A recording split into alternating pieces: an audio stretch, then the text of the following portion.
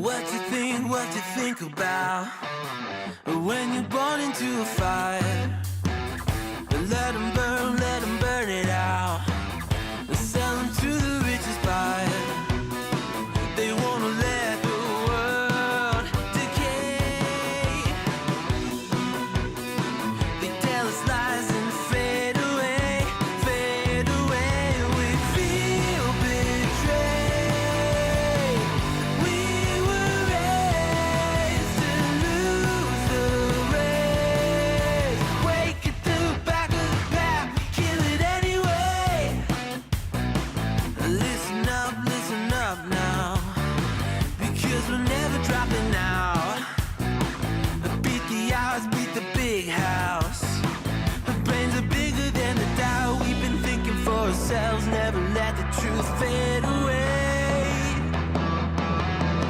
This is bigger than ourselves, we won't let the world burn away. Burn away, we feel betrayed. I don't know. I'm about over this election cycle. I'm done. What the fuck is wrong with? What is wrong with people, dude? What the fuck is wrong with it?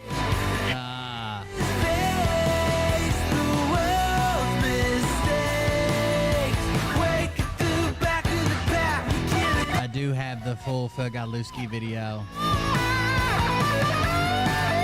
on JFK. Just as bad as we thought.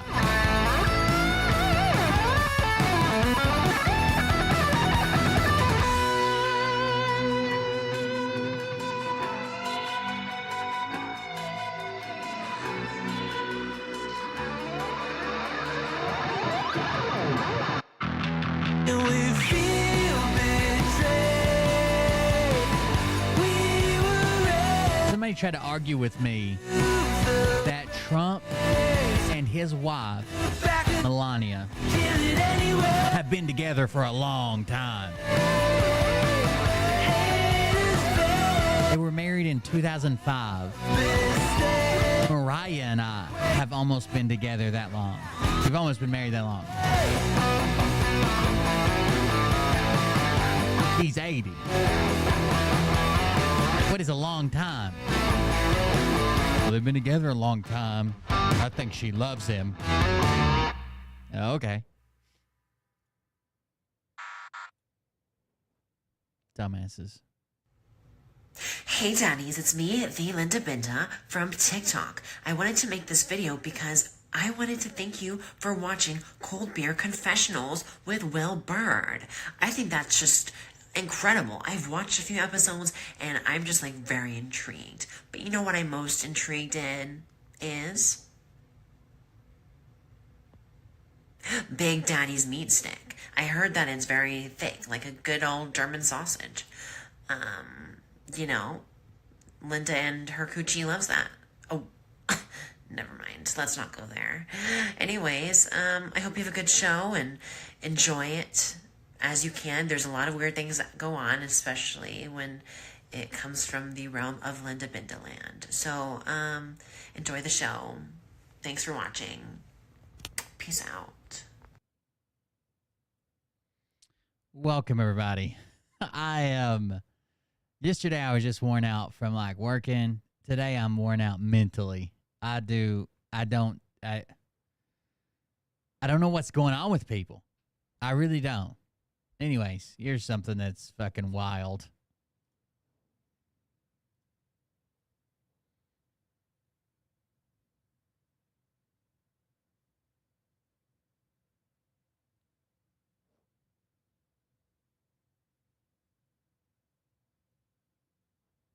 Did you see that? I'm assuming that's two snakes mating.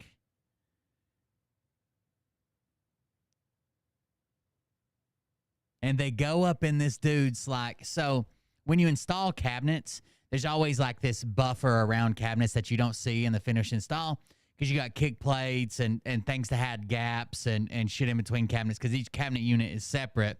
And then you want to make them look like they're one big thing, right? You want to make it look like all 16 cabinets are connected. So they go in between like the kick plate and the bottom space, which is like a void that no one ever sees usually unless you remove the kick plate. And not only this reminded me of something. I thought my boss the other day was lying to me. Or I thought it was like a joke or something that she didn't get.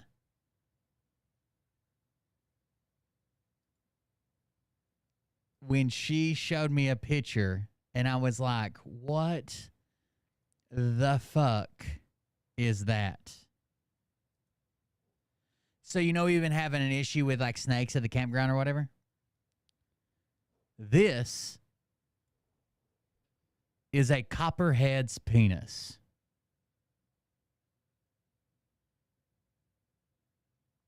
It looks like it goes on the end of a flail. It looks dangerous. What is this used for? Where does it come from? Where does it go? Why does it have spikes?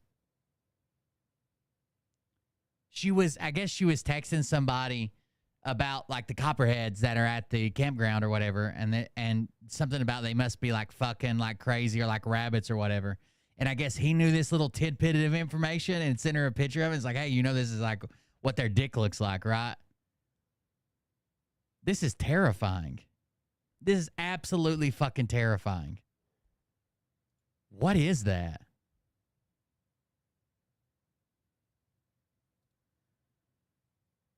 That's look at this one.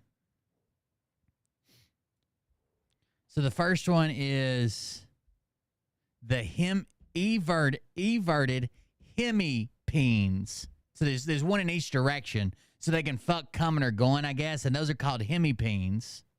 And it says of 1, a copperhead racer, 2, a common bronzeback, and 3, an Indo-Chinese rat snake. Those are the hemipenes of these 3 different snakes. Don't ask me why they have 2. I don't know. I guess it's literally so they can fuck coming and going. That's not a joke. I think it doesn't matter if they're like face to face and slide past each other, or they're like come up behind each other, right? Look at that shit. That's terrifying.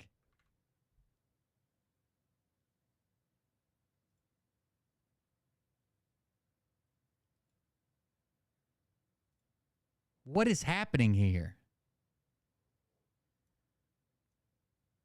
God made this travesty. Look at that.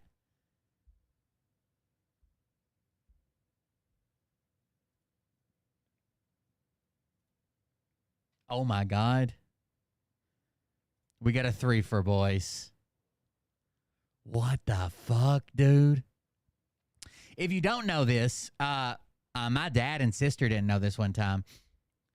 So some snakes give live birth. Some snakes lay eggs. So the snakes that do live birth have eggs inside of them, and I guess they hatch inside of them and snakelets come out. Some snakes... let me make sure.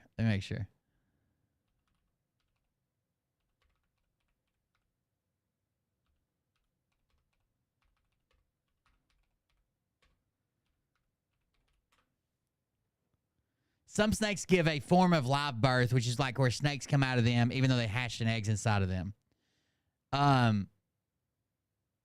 Some snakes are like chickens, where they like the female takes the sperm and fertilizes the egg, right?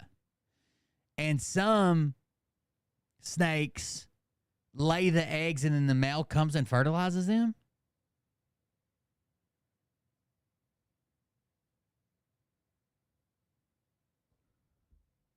Snakes can reproduce in a variety of ways, including internal fertilization, laying eggs for external fertilization, and giving birth to live young. And I don't know, I guess it depends on which snake it is. But typically we would separate out. That would be like a difference in their classes, right? Live birth versus fucking internally fertilized versus externally fertilized. I don't know. Shit's wild.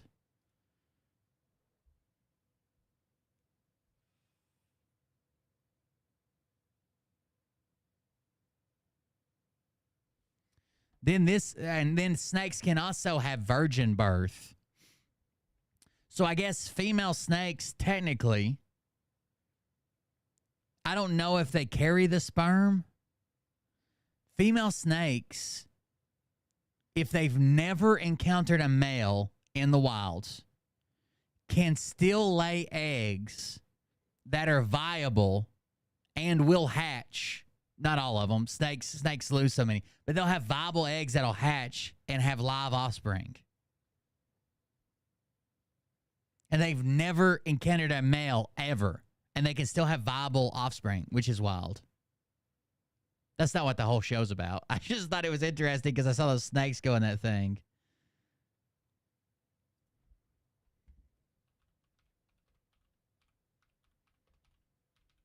Wild. I've seen snakes have orgies or whatever. Like a big ball of snakes. There's a website right now. I think it's called Rattle. What's it called? Rattlecam.org. Out in Colorado, they found like 2,000 fucking snakes. 2,000 rattlesnakes in a cave. And they live stream it. Right? So you can go all the way back during the day. They live stream this cave with what they expect to be at least 2,000 live rattlesnakes in this little hole in the ground. They're just all over the place. 2,000 of these motherfuckers. Like they get up, they get warmed up by the sun. Then they go fucking hunt. They come back and they all fucking live here. Rattletrap 1776. Basically, I'd like to shove him in that cave.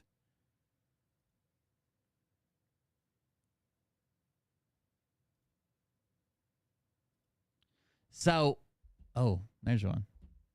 They just live stream this 24 hours a day. It's like, it's not multiple cameras. It's one camera, but they can steer it. It's like a PTZ camera, pan, tilt, zoom. And they can steer it around and zoom in on whatever they see happening. But there's a ton of fucking snakes in this place in Colorado. And they're all rattlesnakes that live in this fucking...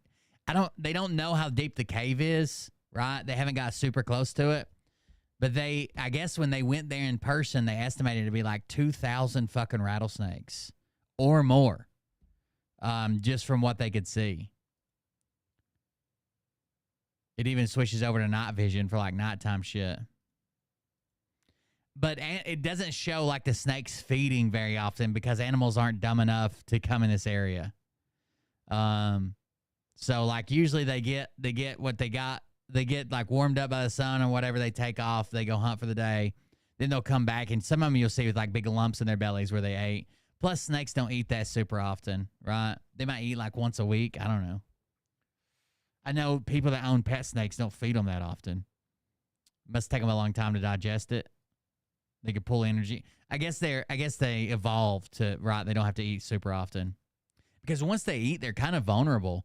Like all the snakes that we've killed in the chicken coop have a big fucking egg in their mouth. First of all, some of these snakes, I don't even know if they could, I don't even know if they could swallow it. Like I know a snake can like unhinge its jaw and stuff, but some of these look too small to swallow a chicken's egg.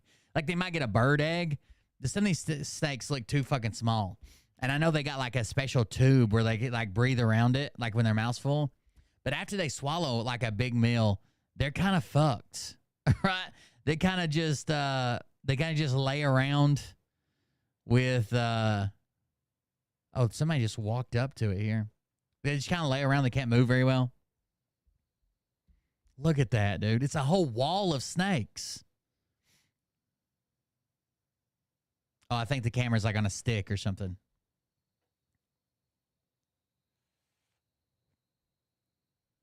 God, the rattles are so loud.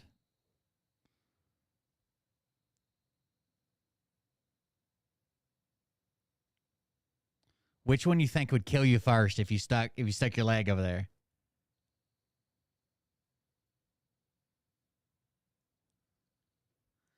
Oh, ducks with a big corkscrew dick. Yeah, their dick is like, oh, you're gonna give you the old corkscrew dick. That's wild. Twist his dick. Twist him in a dick. This was just the other day. I think they had a shed. The shed's still laying there. See her head peeling back? And the shed's huge. It's hard to tell size from this, but it looks like the shed's like over 6 foot long.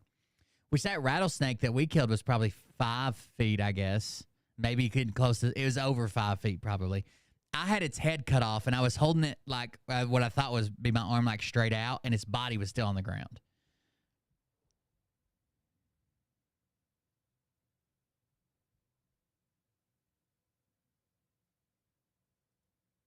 So they clip it, and the replays are probably better to watch than the live stream, unless you're just bored and want it playing in the background. There's no audio on any of them. That's so wild. They're very pretty when they first come out, like the designs and shit, how vibrant the color and shit is. They first shed, because I guess it's like new skin, I would assume. But after that, it gets like dusty and kind of dulls. But they're very pretty when they first come out.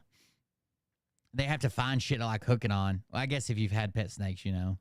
You have to like give them shit to like hook their shed on and help them out. So she ends up leaving it basically just on this fucking rock. That dude won't leave her the fuck alone. Is there something to do with a pattern? Because it says male rattlesnake enthralled as female rattlesnake. Is like this the male pattern, that a female pattern or something? Or do you have to look at their giblets? Fucking snake giblets, dude. I know I've seen people catch snakes and like turn them over. They got like a little slit for their butthole, and they can tell like whether they're male or female just from like they don't have to have their weird ass dicks out for you to tell. You can just like turn it over and look at something. Oh, that male snake's helping her. She couldn't do it herself, probably because she's a female. That makes sense. Come on, camera guy, focus. There we go.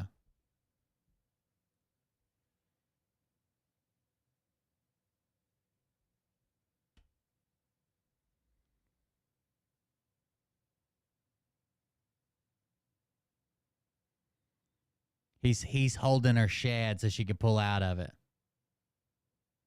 What a gentleman. What a freaking gentleman. Chivalry's not dead. I want to see what it looks like when the rattle comes out, I guess. I've seen snakes shed. Obviously, the rattle's very unique to the fucking rattlesnake. I was surprised with how fat they are. And that one that I killed, I was surprised with how fat it is. And it looked like it flared its body out to look fatter.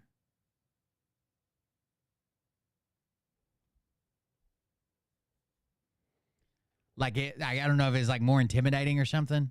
Look at it, it's flared its body out. And then it's like that. Like it was really fat, and then its tail just came to like a point. It was weird looking. Which I've seen rattlesnakes around, but not that close. I guess it didn't do much. The rattle just came out. Wow. Amazing channel. This is a Project Rattlecam. Newborn rattlesnakes. Little baby rattlesnakes. Are they dumping water on them? I guess that's to help them, but I know you're supposed to keep them moist. Like, there's a guy that breeds them on TikTok. He's got to keep them moist on a moist paper towel, and he keeps them separate from the other snakes till they have their first meal and their first shed.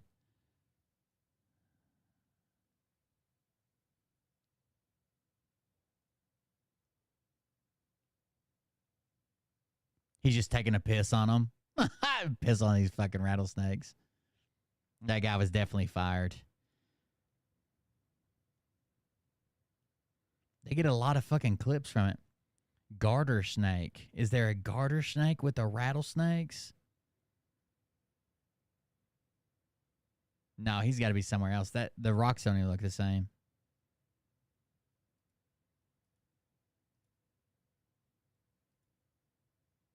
Better get the fuck up out of here. There's rattlesnakes everywhere. In Colorado, too. I didn't know that Colorado was big for rattlesnakes, I guess.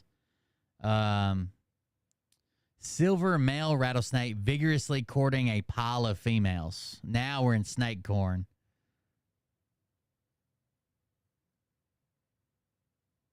I thought the video was freezing. I thought the video was jumping, dude.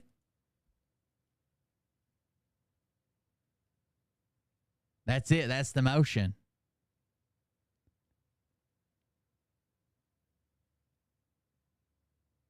Kind of looks like a seizure.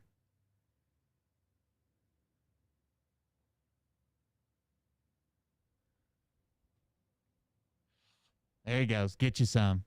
The male's the silver one that's doing all the work. The female's just laying there getting bread.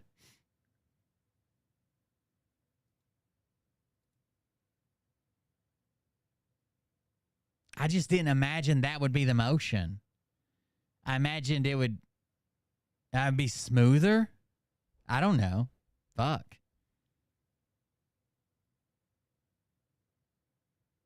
And he's wrapped all the way around looking at it while he does it. It's down here at the very base. That's why they kind of tie their tails together. It's down here at the very base. But he's watching that shit. Make sure he's doing it right, I guess. God damn. All right, what's the guy's name? This, first of all, I had the argument with somebody. It's like, well, Melania's been with him a long time, and that, you know, she seemed like she was really upset after he got shot, and they love each other. They've been married since 2005. He's been married like 3 or 4 fucking times. Me and Mariah have almost been married that long again, and I'm 35. We got married in 2009. I'm 35. He got married in 2005, and he's fucking 80. I don't think that qualifies as they've been together a long time. This isn't like they got married when they were 15 and now they're fucking 80. What are you talking about? And then the libs of TikTok fucking doxing everybody. I think I saw a tweet from, let me see if I can find it. Nicholas D. Oreo. There it is. So again, the quartering being a fucking retard. God, they're making me hate people. So first of all, I like Demolition Ranch. And I used to like Brandon Herrera, which is a YouTuber we're going to talk about in a second. But Demolition Ranch came out and made that video. I don't know if you guys have seen it. Basically saying our channel is not a political channel, nothing. We don't condone violence, blah, blah, blah. But on there, so they have, I think Demolition Ranch owns Bunker Branding. I'm not positive, but Bunker Branding is who does all the big gun channels merch. Okay? Bunker Branding is who does all the gun channels, big gun channels merch. They have a hat on there that is Brandon Herrera's. And I thought Demolition Ranch owned Bunker Branding. I'm not positive on that. I had to look it up. But they have a hat on the same place where Demolition Ranch merch is sold. There's a hat on there that says "Make Politicians Afraid Again." So you can't, and now they claim there's a backstory and there's this, and that's because Brandon Herrera was running for Congress and they didn't consider him a threat. So he said, make them afraid again so they know I'm a threat. It doesn't really fucking matter. If Joe Biden's saying, hey, we need to stop talking about me dropping off the race and put the bullseye on Trump and his rhetoric, then a hat that fucking says make politicians afraid again could obviously drive somebody to do something. Clearly. If we're going to nitpick every fucking thing that's said, we're definitely going to nitpick that hat. I don't give a fuck what the backstory is. I don't give a fuck what the backstory is. So check this out. It says, you're a spineless pussy. So this is from the quartering. Jeremy from the quartering. This is from 2023, September 25th, 2023. And he says, hey, at Newsweek, is there a reason you chose to dox me? Is including my middle name, which is not public, necessary? I tweeting this from at the quartering, which is the account you should have mentioned. Absolute garbage tier intimidation tactic from a total scumbag. And it says, sign up for Newsweek's daily headlines. Jeremy Dale Hambley, who hosts the YouTube channel The Quartering, said, Burger King hates free speech. It will be very easy to never eat there again at Burger King. Goodbye. And then he says, to clarify, this is what this loser did. Saw The Quartering, and instead of attributing it to the brand that said it, They sleuthed the internet to find my full legal name, including my middle name. This is a deliberate decision and an attempt to silence me. Then he goes on to say, also, apparently, Wikipedia does list my middle name. Changes nothing because him using it is a deliberate and extra level of work to name me. They didn't do this to many other accounts quoted. Probably because they couldn't find their names. But you're a big name and your fucking Wikipedia has your name on it.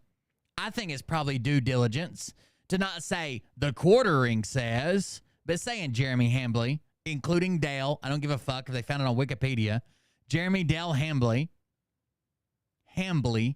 says, or hosts the YouTube channel The Quartering, and says this, right? This was him in 2023. Why are you putting my middle name out there? That's not public. Oh, it is public, but still, don't put my name out there. Why are you doing it? You're doxing me, trying to intimidate me from free speech. This is him 2 days ago. So libs of TikTok posting public Facebook posts is now considered doxing? Boy, do these people love to change the definition of words to suit their cases. So libs of TikTok is on a fucking doxing spree. Posting people's Facebook comments about like, oh, they shouldn't have missed, or I was sad that Trump lived, or whatever. Jokes, half of them jokes, half of them fucking retarded takes, but still, personal, private people, not internet people, just private people with private social media accounts that talk to their friends and other fucking 80-year-old grandmas. Then they're getting their name, their information, and people are showing up confronting them, like I showed you the other day at fucking Home Depot. And Jeremy's cool with that, but he's mad that Newsweek used his Wikipedia page, which he probably fucking manages. He doesn't have any devout followers so fucking strung up in all of his fucking stupid takes on Disney to make a Wikipedia page about him, right? Instead, he probably manages his own Wikipedia page. He's mad that Newsweek used his middle name and didn't use The Quartering. But he's completely fine with libs of TikTok on a doxing spree with full ads on X, doxing everybody they can, trying to find them, trying to confront them, and sharing the videos when they're confronted, encouraging this action. I don't think libs of TikTok is going out to people to confront people, but I do know that they share the videos when these people are confronted. They're like, they found them, they got them, good job. They're encouraging this by sharing those videos on a big account like that, right?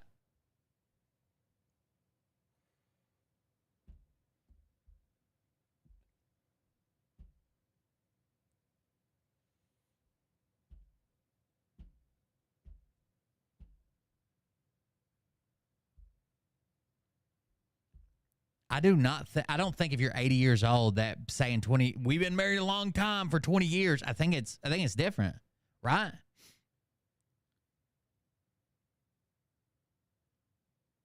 If you're 16 years old and you say, "Oh, well, my education is the biggest part of my life," right? It's been the biggest part of my life because you're 16 years old. If you're 93 and still consider the education the biggest period in your life, that's obviously changes, right? Because you've lived 60 years outside of your education. Yeah, I don't think it's a long time for an 80-year-old who's been married 4 times, but whatever. She's contractually held to do that. I think she gets deported if she doesn't, especially if Trump wins under his new I think that's part of Agenda 45. That if she doesn't pretend to love him, no kisses involved, she'll be deported under Agenda 45. Anyways, back to Brandon Herrera. I saw a Brandon Herrera video today on my backup account. I guess it was the emergency meme review. Yeah. On my other account that's on my phone. Let's just watch it.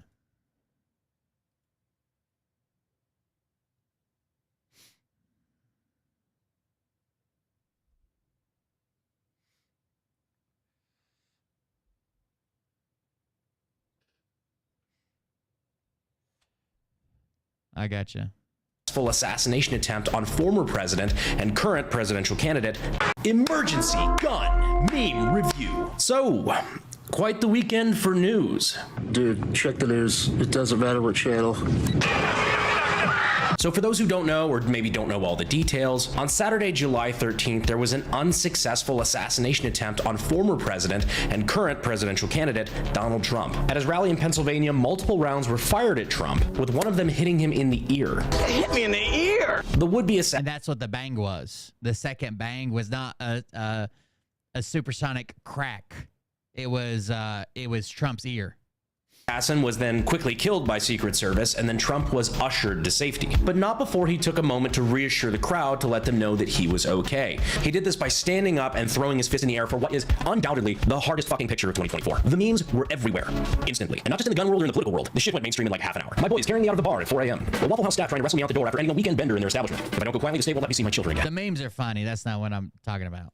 Do not get your ears pierced, declares. I don't know why when I saw that one particular last night, I laughed far too hard. Cody from All History Hub. Hearing from sources that Biden is shocked, but he's just glad that President Reagan is all right. There are also a lot of parallels drawn to 50 Cent, including an AI cover of his song Many Men, which was not something I knew I needed in my life, but it's fucking good. Many men wish death upon me. It brings me unreasonable amounts of joy to hear Trump say, I put a hole in the nigga for fucking with me. and then because of course we did, we had some Fallout New Vegas memes, whether it was Vats or this classic. And so the courier who had cheated death in the cemetery outside Good Springs cheated death once again, and the Mojave wasteland was forever changed. Or I think Those the are most pretty fitting one, Quest failed, Arizona killer. That's such a throwback to New Vegas. I had to remember that mission to realize why that was so funny. Now, one of my favorite parts about this was the mainstream media's attempt to completely downplay what happened. This was a presidential The mainstream media's attempt to completely downplay. Now, again, it's breaking fucking news.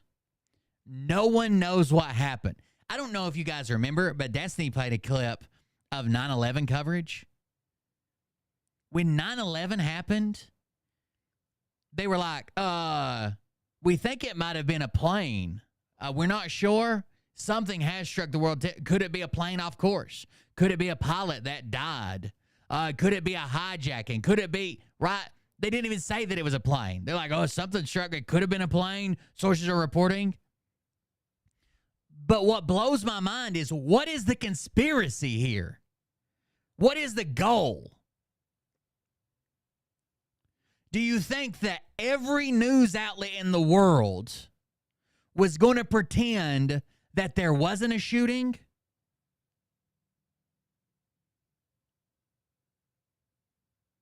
Even Fox News had like Trump removed after loud noises or some shit like that, right?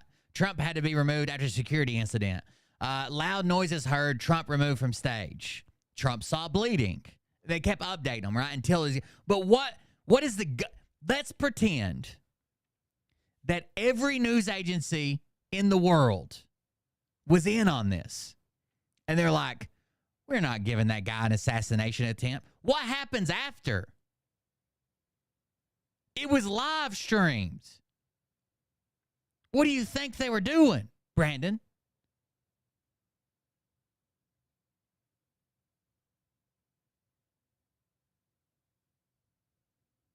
assassination attempt that happened live on TV. This will go down. By the way, new information has come out about the shooter.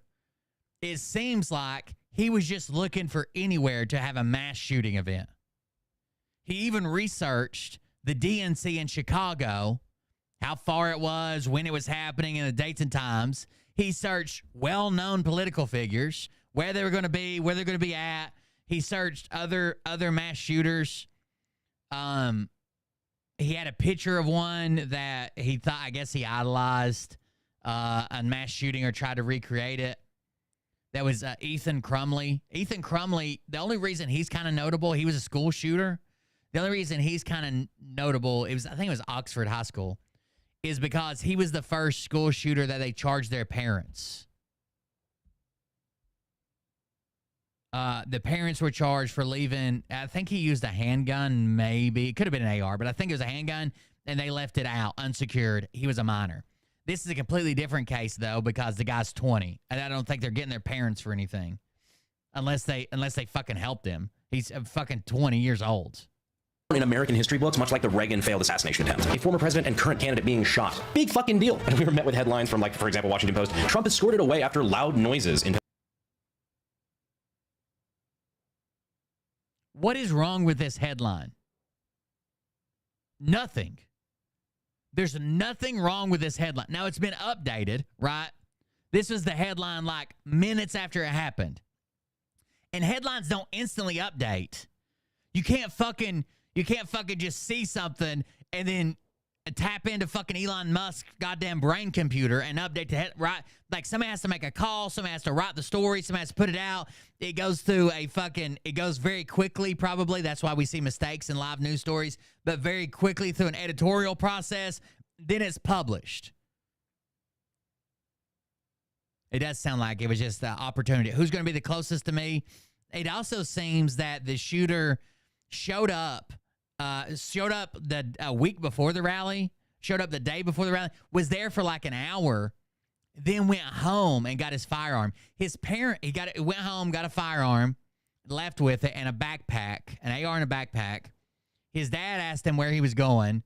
He told him that his dad assumed he was going to the range, I think's what it was. I don't think he told him anything. His dad assumed he was going to the range. And after he had been gone for a couple of hours, his parents had no idea. They called in a missing persons report because he said figured his son would be gone for like an hour to the gun range and come back, which is something he did regularly, semi-regularly. And then when he didn't come back for a couple of hours, before the shooting even happened, he was reported as a missing person. Before the shooting even happened, which the Q-tards are going to say that he was replaced or kidnapped or the fall guy or whatever. But his parents want to know where he was at because he was gone for several hours, which is unusual, with a gun, and they thought he was going to the range, but he doesn't typically go to the range for several hours. Pennsylvania rally. ABC News. Donald Trump escorted off stage by Secret Service during rally after loud noises ring out in crowd. One of my favorite. Yes, all these are true. All of these are true. Secret Service rushes Trump off stage after he falls at rally. Again, what? Explain to me what the goal would be. By the way, Fox News, conservative news, did the same thing. Even RSBN changed their banner down at the bottom to loud noises heard, possible gunshots, right? They didn't update it immediately to Trump shot in ear at rally. But explain to me what the goal would be. If you think their original goal was to lie about what happened, what happens when they say Trump fell down at the rally? And that they leave it like that, right? They leave it. It came out that he was shot. It came out that everything happened. It would have came. What was the goal?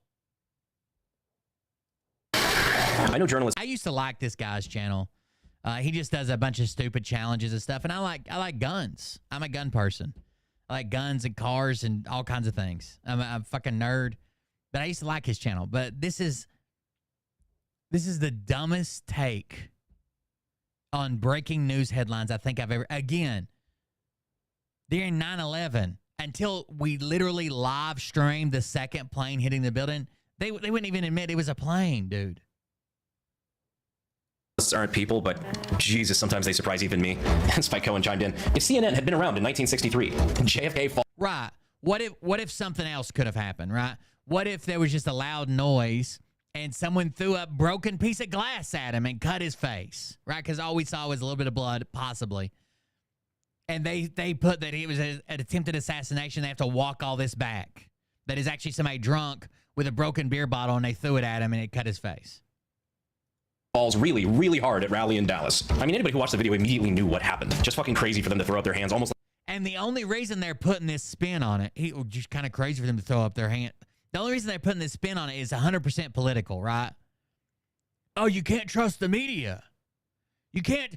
The media couldn't have done a better fucking job about not.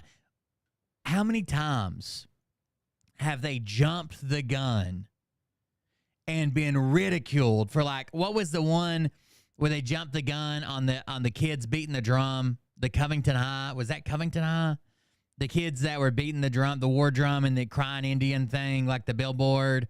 How many times have they jumped the gun? And they are relentlessly drugged through the mud. But this time, they fucking come out and just give out the facts as they know them. And they're like, oh, this was clearly a plot. They don't even want to give this to him. They don't want to say it's an assassination attempt. 1963. JFK falls really, really hard at rally in Dallas. I mean, anybody who watched the video immediately knew what happened. Just fucking crazy for them to throw up their hands almost like maliciously. Like, oh, I don't know, could have been anything. Especially with how serious. It could have been anything. Some of these stories, some of these headlines, of course, they were fucking internet archived. Most news sites are almost immediately internet archived when a new post comes up. Some of these were up less than 2 minutes. Some of these headlines they're sharing around were up less than 2 minutes before being replaced. Of a fucking event this was. This one from the Babylon Bee. CNN. Clumsy Trump hits head on a bullet. It's satire, but it's fucking close. Trump then raises his fist in something we can only assume is an attempt to melee the sniper. Next up, why fluoride, fentanyl, and birth control, all found in our water supply, is actually a good thing. More at 6. Am I radicalizing people? No, it's Trump who's literally Hitler. Yeah, if anybody's got blood on their hands besides the shooter, it's the mainstream media on this one. Now, of course, we're glad Trump wasn't... Mainstream media has blood on their hands. Got it. Tim Pool says the same thing. Hold on, we'll go over there and go to Pim Tool. Let me go back to OmniLiberal. This is Destiny's Twitter page. He shared some interesting stuff. Let's see if we can find these. Historians such as Stephen. Is this? Yeah, this is his other account, right? Yeah, that's the wrong account.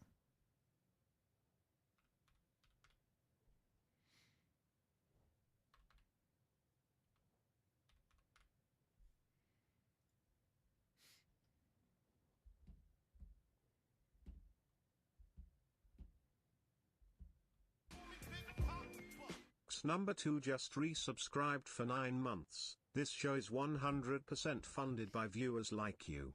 Go to www.coldbeer.fund today to show your support. Thank you very much. Thank you very much for that. I appreciate it. Thanks. This is Laura Loomer. Back before she was like, "Oh, you can't say anything hateful or malicious because you guys are causing this. You are responsible. The mainstream media is 100% responsible for the Trump assassination." This is Laura Loomer's tweet. Even on her deathbed, this ghetto bitch couldn't keep President Trump's name out of her disgusting mouth. I'd say rest in peace, but we all know the lying Democrats who have destroyed our country are going to hell. Sheila Jackson Lee.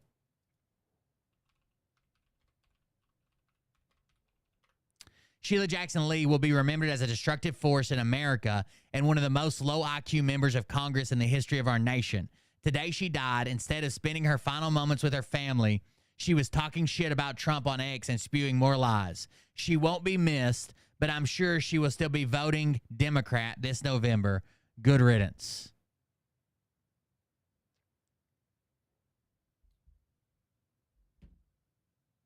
This was just 2 days ago.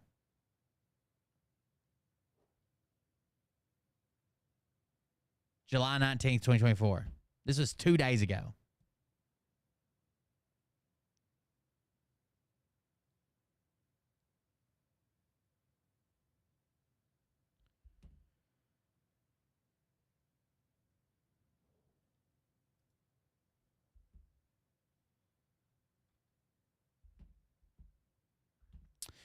Listen up, libs. We are accused of wanting to end religion and capitalism, mutilate and abuse children, demonize heterosexuality, insert microchips into everyone's bodies, and intentionally replace white people altogether.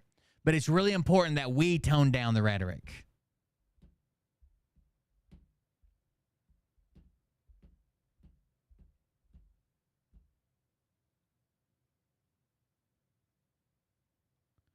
Here's some funny memes. I shared these. I reposted them. Hang Mike Pence. Civil war now. Everything is rigged. One earshot later. Why did you guys do that? Stop turning up the temperature. Damn. Damn.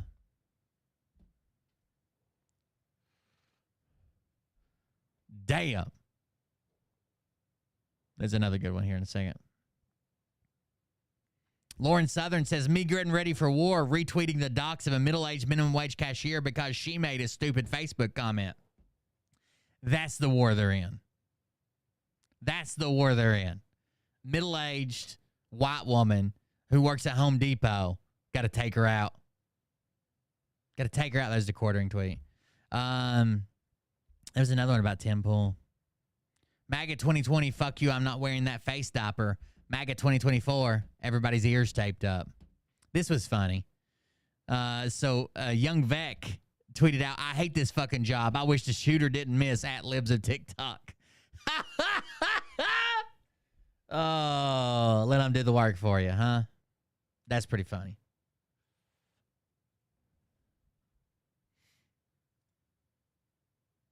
Ultra MAGA or Dark Brandon.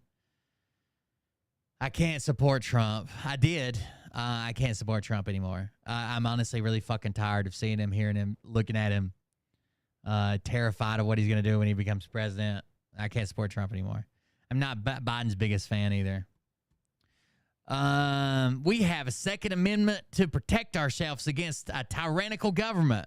No, not like that. Oh. Here's Tim Pool. So Tim Pool shares this post that says, so Destiny was saying,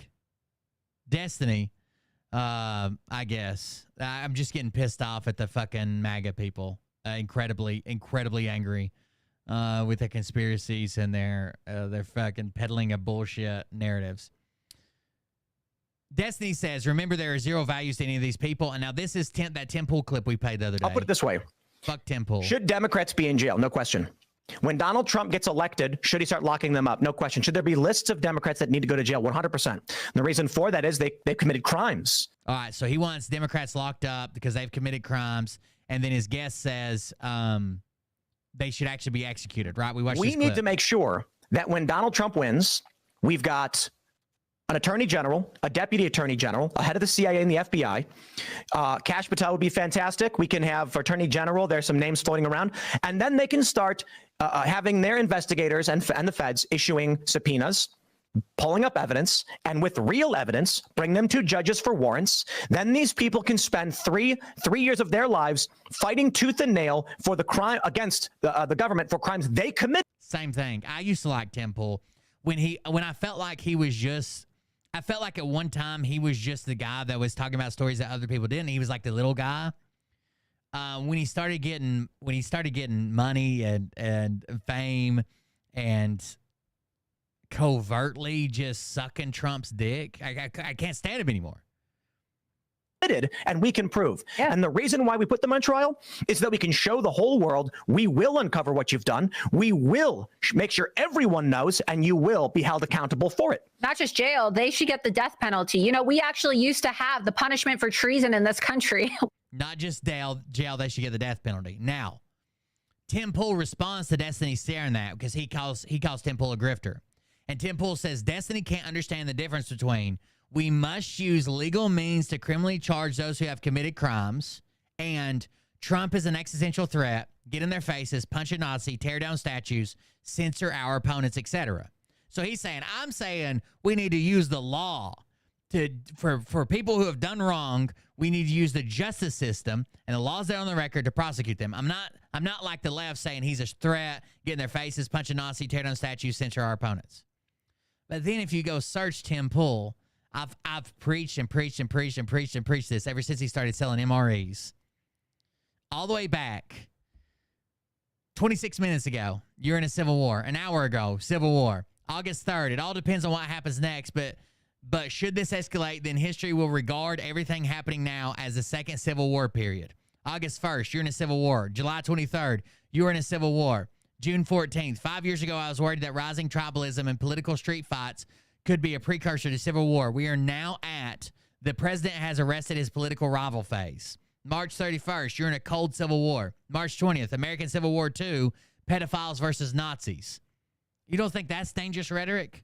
Calling the other side's pedophiles or Nazis? If you're going to do the Nazi thing, you literally said that. You quoted that.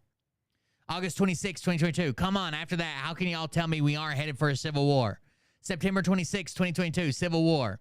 September 2nd, 2022, civil war is here. September 1st, 2022, civil war. January 3rd, 2022, at what point is it not cold civil war? June 2nd, 2021, the responses to this tweet are great. How could there be anything other than a civil war when tribalists are this stupid? December 8th, 2020, the rule of law has been breaking down for quite some time. This is a political civil war. September 25th, 2020, this and the Obamagate stuff tell me we aren't in a civil war. No one views the upcoming election as legitimate. August 30th, 2020. I'm feeling a bit bullish on a civil war. August 3rd, 2020. So, civil war? July 23rd, 2020. We get it. They want civil war. June 6th, 2020. This is going to be a civil war. June 22nd, 2019. Yeah, that's it. Civil war. They refuse to back down. They are actually insane. Imagine telling your followers that you're in a civil war, right? A civil war where two sides fight it out in the same country, and then saying that someone else's rhetoric about censoring or punch a Nazi could lead to violence.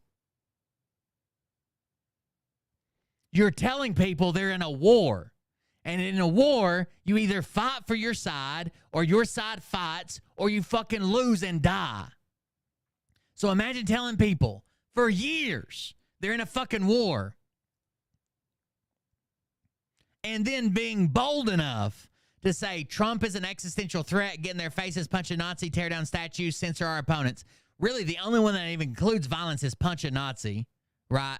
Get in their faces is like, don't let them, protest and shout. There should be an opposing view there. Really, the only one that applies violence is punch a Nazi. And he's been telling people we're in a war for 5 goddamn years. And he's got the balls on him to say that this is what caused a fucking assassination attempt.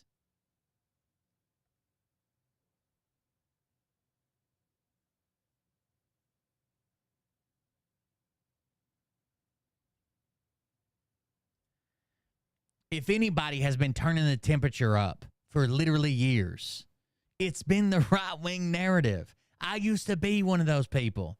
If they don't like it, they can fucking leave. If it comes down to a civil war, we're the ones with all the fucking guns. I used to be one of those people. I used to believe what I was told.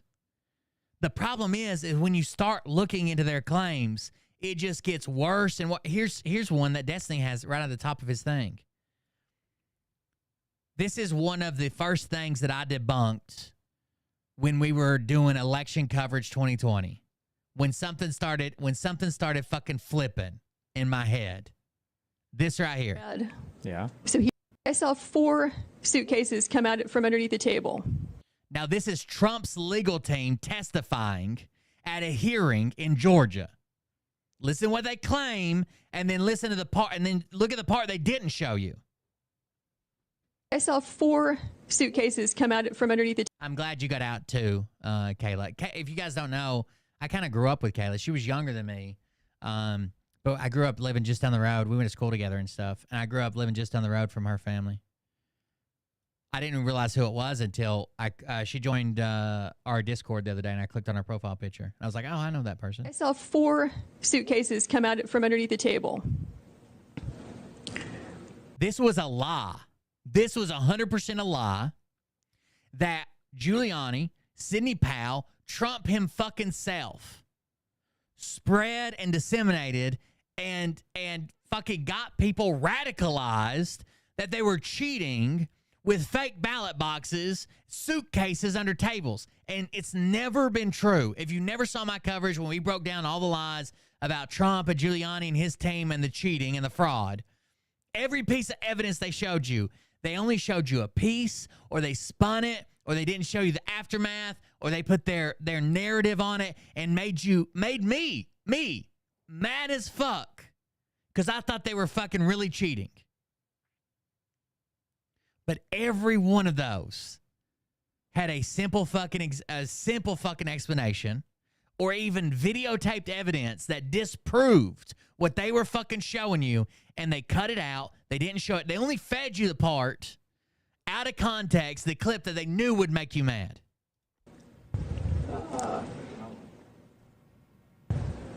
Yeah, upper right hand. You see the gentleman in the red. Yeah. So he just pulled one out. Uh-oh, one of the fake ballot box cases. So what are these ballots doing there, separate from all the other ballots? There's 4 cameras here. By the way, Trump's team had all the footage, right? Trump's legal team had all the footage. They picked a very specific time frame to show you because these ballot boxes were brought in early, sealed, certified, signed off on, ready to go. The reason they were brought in was as a buffer. So, like, ballots are coming in all through the night, all through the day, all through the night.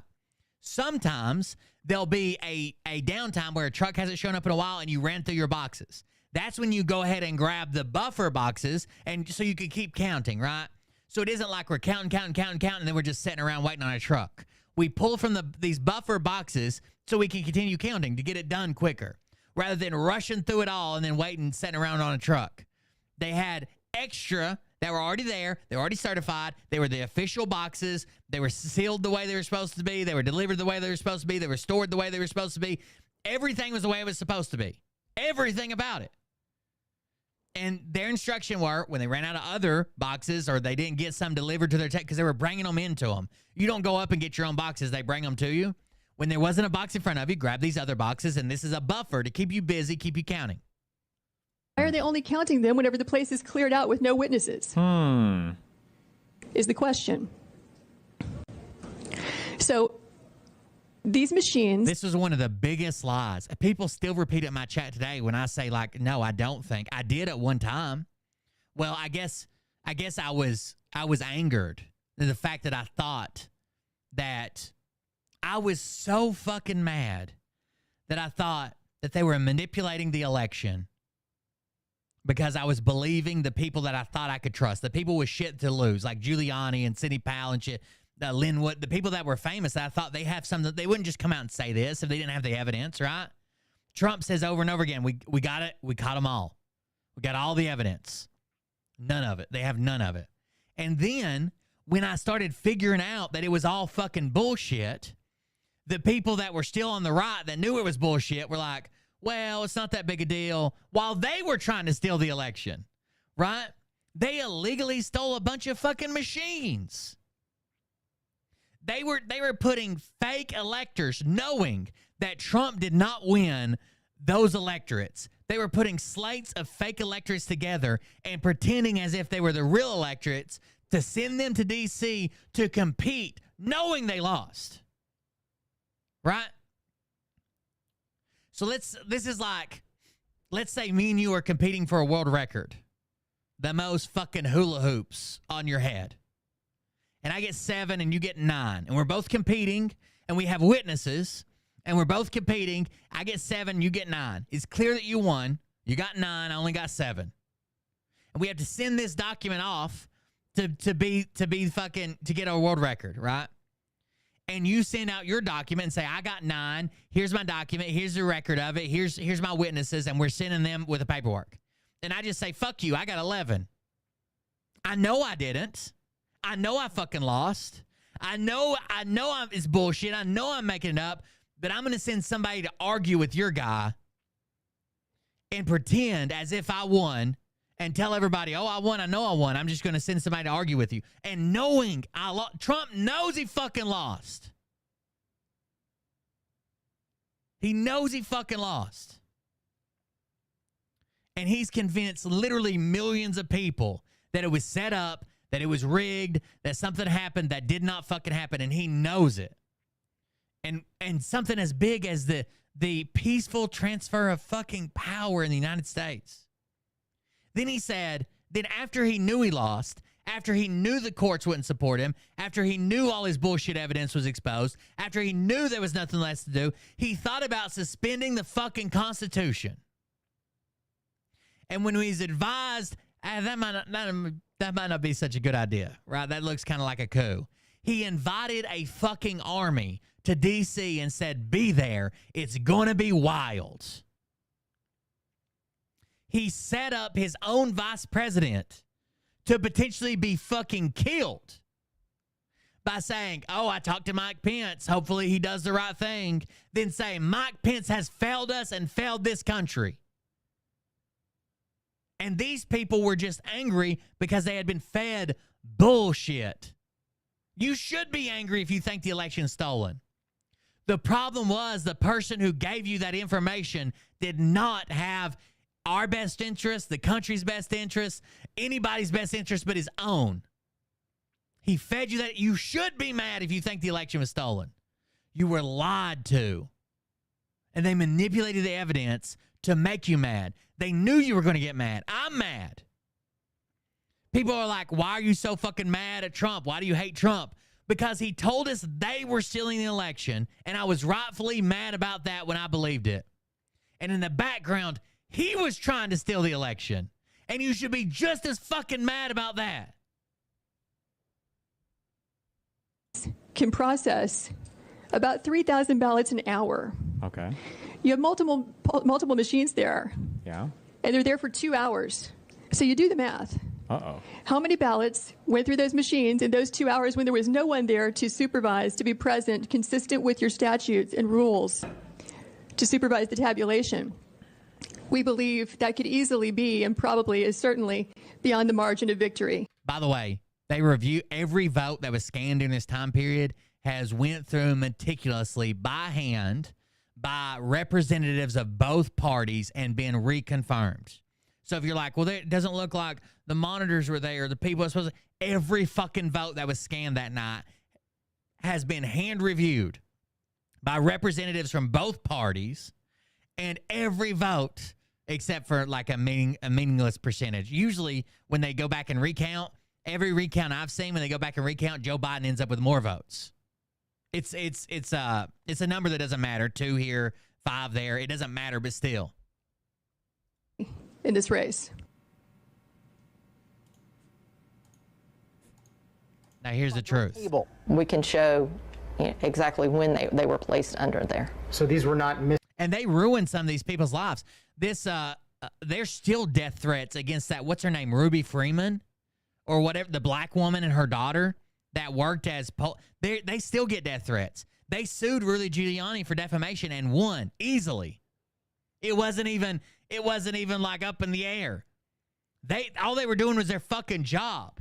And these motherfuckers that are talking shit about them, that fucking making death threats or sharing their memes about them cheating the election. There used to be a meme going around saying, this is Ruby Freeman. She's one of the people that blah, blah, blah, blah, blah, destroyed democracy, stole the election. Those people have never fucking volunteered to work the goddamn polls in their life. They've never done anything for their fucking country.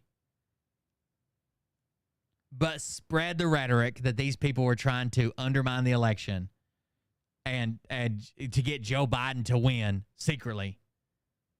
mystery ballots that came from a mystery location. No.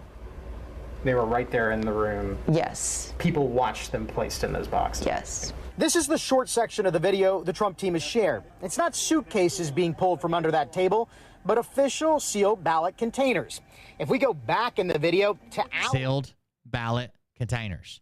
Now, we were released all this footage, and we went back in this footage and watched them set up the tables, bring them in, scan them, do the whole thing. Before, you can see that table being brought into the room at 8:22 a.m. Nothing underneath, no hidden suitcases. Then we can see at 10 p.m. with the room full of people, including official monitors and the media, as ballots that have been opened but not counted are placed in the boxes, sealed up and stored under the table. This right here is what I mean when I talk about treason, right? This kind of stuff right here, what we just got from OAN, this video and this description, what we just got from OAN that was amplified by Trump's counsel, that was amplified by Donald Trump and his campaign, that was used. People point to, and I guess I did too back in the day, people point to, like in Philadelphia, the ballot workers were trying to cover up the windows because they didn't want to be doxxed. And I'm sure at the time, I don't even remember it, but I was mad about that too. But now that you see what they will do to your life if they think you've done something against Trump, wouldn't you want to hide your identity? When they're outside chanting and screaming and don't let them cheat, watch the counters. When they're taking pictures, libs of TikTok and other accounts, they didn't exist back then, I don't think. But other accounts were taking pictures and they were doxing them almost instantly, calling their homes and calling their family members while they're there, volunteering to count ballots. Wouldn't you cover the fucking window? Imagine you volunteer to count ballots as a civil service, like volunteer to do it. And while you're there counting ballots, there's a madman in the White House claiming that you're doing something underhanded, and your kids are at home getting phone calls and death threats. while you're trying to count ballots. I'd cover the fucking windows too. Are placed in the boxes, sealed up, and stored under the table. This right here is what I mean when I talk about treason, right? This kind of stuff right here, what we just got from OAN. And big accounts, big Republican accounts, huge people took it for Trump's word, probably knowing it wasn't true. Probably knowing it wasn't true. And spread it and spread it and spread it and spread it and spread it and spread it and spread it and spread it until people had a legitimate doubt about it. People legitimately doubt it because they've been force-fed all this bullshit. They never look into, is there an explanation for this? Or why are they saying this? What is this claim? And what is the evidence tied to it? It's just the claim is enough. And they knew it before election night. The entire plan was Donald Trump told people not to vote by mail. He told people not to vote by mail. He later retracted that and said, well, if it's the only way you can vote by mail. But I wouldn't. But originally he said, do not vote by mail under any circumstances. They knew that the ballots that were coming in by mail, drop boxes, whatever, were going to be heavily favor Biden. And they already had a plan that if they fell behind, they were going to claim that people were cheating. You can't tell me he had a fucking premonition that they would cheat. There's no evidence to suggest that there was any cheating. They already had it planned out. If he fell behind, they were going to claim they were cheated out of it and start all of this. Every case was thrown out. Every court told them they didn't have fucking standing. They didn't have grounds. They didn't have evidence. They didn't have anything. And he still claims it to this fucking day. Here is what I mean when I talk about treason, right? This kind of stuff right here, what we just got from OAN, this video and this description, what we just got from OAN that was amplified by Trump's counsel, that was amplified by Donald Trump and his campaign, that was used as in a phone call to try to flip the vote, you should be held. This is also what he used to, when he called to pressure the governor of Georgia. This is what he used. Have you seen the video? We got all the evidence. This is what they did. I need you to find me 10,000 votes. That right there should have been enough to fucking disgust you.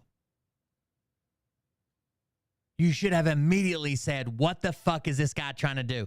I need you, it's not much. It's 10,000 votes. Find them. What do you mean find them? Find them doesn't sound like count them, verify them, audit them. Find them means like make them the fuck up. They don't exist. Find them. You should be held criminally liable for this. 1 billion%. Beyond question. By the way, if we just go look at this tweet, it says, watch. This is from Team Trump.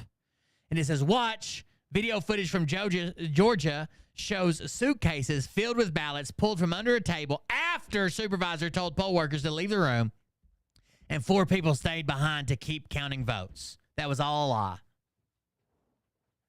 That was all a fucking lie. Every bit of it was a lie. Rudy Giuliani, if this isn't a lie, why couldn't Rudy Giuliani prove in court that any of this happened? Why did he lose his defamation case? He had no case whatsoever.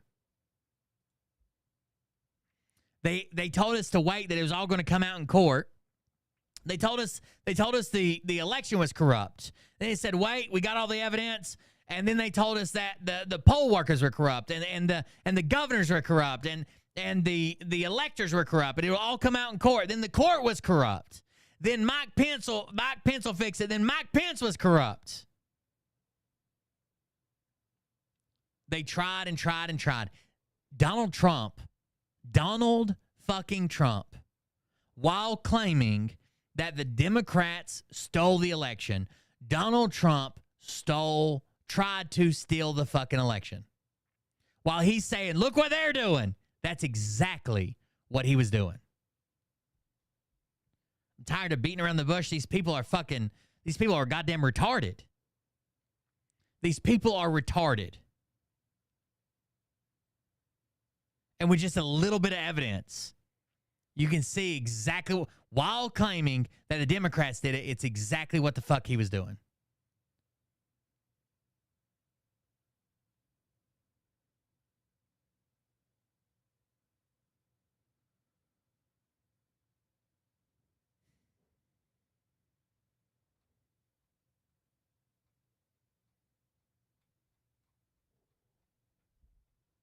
And they want to say stupid shit like, oh, well, the media says that, you know, you should, punch a Nazi.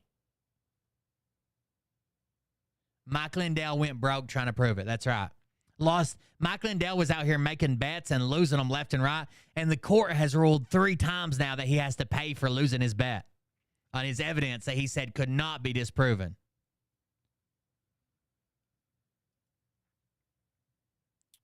Tim Pool says official culpability. Someone was involved, either LIHOP or intentional organizing.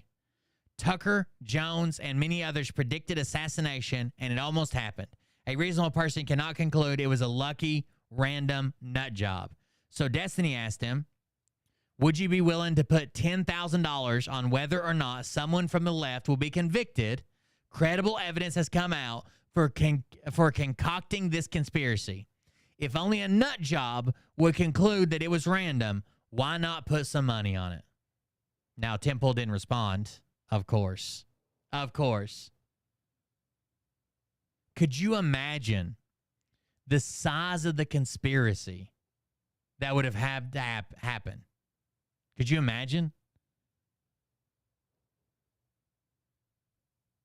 Let's wait for 15 minutes. No one told you not to take the stage? No, nobody mentioned. By the way, this is probably what will come up as the biggest issue. So if we go back and look, we'll watch some recreation videos. The guy was identified as a suspicious person. He was lost in the crowd. That may have been when he went home, right? Then he was upgraded later, before Trump even took the stage. He was upgraded to a credible threat. Trump probably should have never taken the stage. Now, Trump's claiming he was never told. I don't know if that's true. We'll find out in the investigation. But he was upgraded to a credible threat. Trump probably should have never taken the stage. It should have just been, sorry, I hate this, but the president's not going to be able to speak today. There's extenuating circumstances, and left, right? Probably. Mentioned it. Nobody said there was a problem. And I would have waited for 15. They could have said, let's wait for 15 minutes, 20 minutes, 5 minutes, something.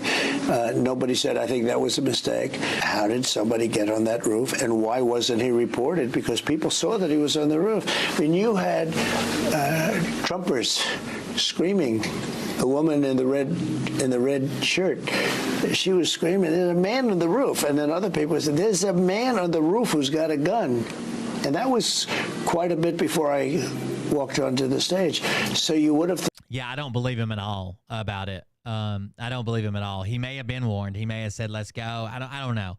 It technically shouldn't be his call, right? It technically shouldn't be his call. But I also feel like the people that protect him know that he'll ruin their fucking life if they do something that he doesn't. He's just that type of person, right? To me, he is. But it shouldn't be his call. The Secret Service should have stood up and said, hey, there's a threat, you're not going on. But could have been the issue that they told him, and he's like, no, it's fine, let's go. But he shouldn't be given that option. So they're still culpable, right? It still rests on them no matter what. I'm not making an excuse for them. If they said, hey, there's a threat, we're not doing this, and he said, no, I'm doing it anyways, they should have still forced him. They have that ability. It's still their responsibility. I'm not making excuses for them, but that could have happened. Onto the stage. So you would have thought somebody would have done something about it. No one... Word on the street is she's going to resign Monday, Kim Cheadle. Left Democrats are trying to... No, Tim Pool doesn't support either side. He's just a centrist.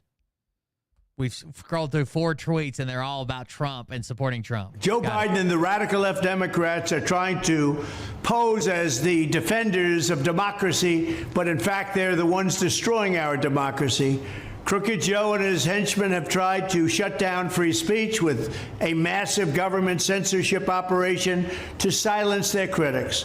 They're putting Douglas McKay in jail for sharing a joking meme about Hillary Clinton 7 years ago. Nobody ever heard of anything like that. They have 4 bogus criminal cases trying to put their leading political rival, me, in prison. Let's put him in prison. He's leading by a lot. There's no way we can beat him. Let's put him in prison. They're running... Douglas McKay didn't just share a meme. Douglas McKay is the one who shared the meme about how to vote through text, right? Let me make sure.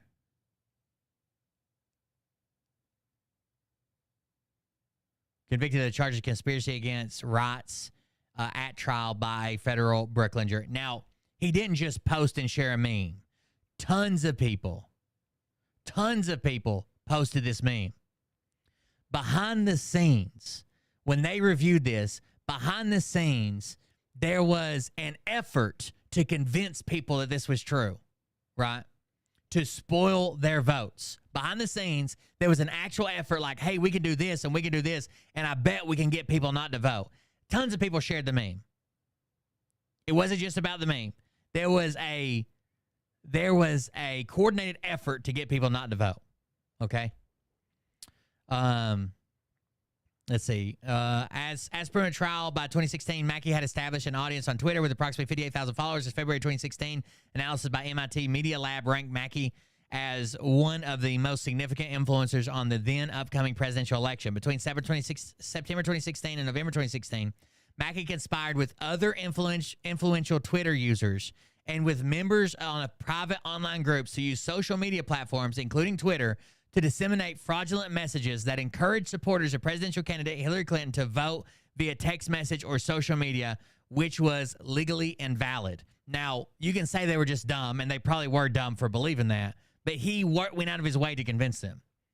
For example, on November 1st, 2016, on or around about the same time that Mackey was sending tweets suggesting the importance of limiting black turnout, so he was saying we got to limit black turnout, the defendant tweeted an image depicting an African-American woman standing in front of an African Americans for Hillary sign that the ad read, avoid the line, vote from home, text Hillary to 59925, and vote for Hillary and be part of history. The fine print at the bottom of the deceptive image stated, must be 18 or older to vote, one person per vote, must be a legal citizen of the United States, voting by text not available in Guam, Puerto Rico, Alaska, or Hawaii, paid for by Hillary for President 2016. This tweet included the top hashtag, I'm with her, a slogan frequently used by Hillary Clinton on or about and before Election Day 2016. Thousands of unique telephone numbers texted this Hillary or some derivative to 59925 text number, which had been used in multiple deceptive campaign images tweeted by Mackey and his co-conspirators. Several hours after tweeting the first image, Mackey tweeted an image depicting a woman seated at a conference room typing a message on her cell phone. The deceptive image was written in Spanish and mimicked a font used by the Clinton campaign in authentic ads. The image also included a copy of the Clinton campaign's logo and I'm with her hashtag. Once he started putting paid for by this and disclaimers at the bottom and shit, he's in the legal realm there. He made that himself. Police state operations to infiltrate the Catholic Church as if it were a communist country. They're persecuting Christians and pro-life activists. They're persecuting anybody they want to persecute. They've labeled ordinary Republicans. Wait a second. If you're worried about save the kids, wait, shouldn't we want to infiltrate the Catholic Church?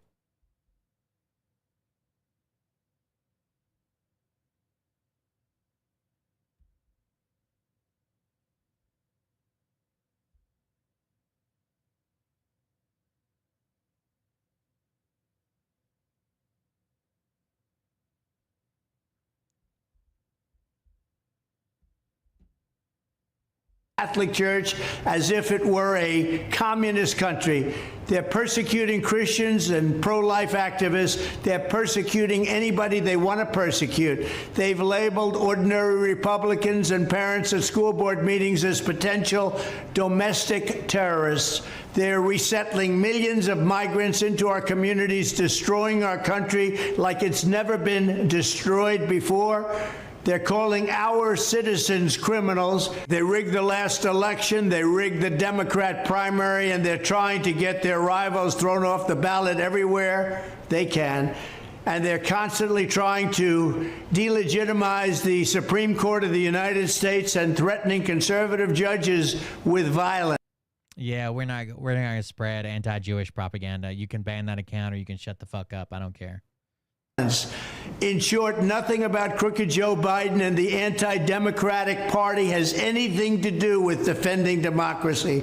So if Crooked Joe wants to turn this election into a question of which candidate will defend our democracy and freedom, then I say, bring it on. Let's go, Joe, bring it on, because you are a corrupt person. You're the most corrupt president in our history. And by the way, the most incompetent president in our history.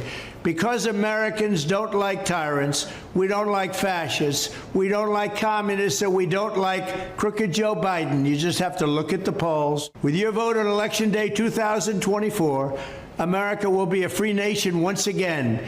We will be free and we will be great. Thank you.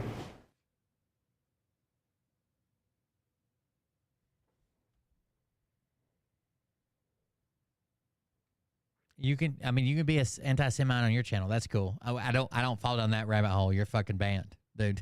I don't know what the fuck you want to tell me. I'm the broadcaster. Go do your own fucking show. Roll yourself up to that goddamn echoey microphone, blow in your straw, and do your fucking show. The fuck out of here.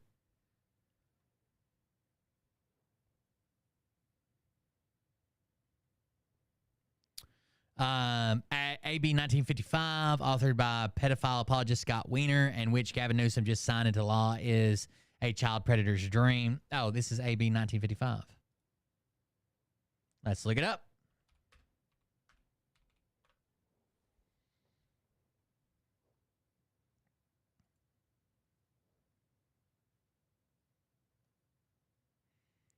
Ward support academic futures and educators, today's youth out. Legislative Counselors Digest.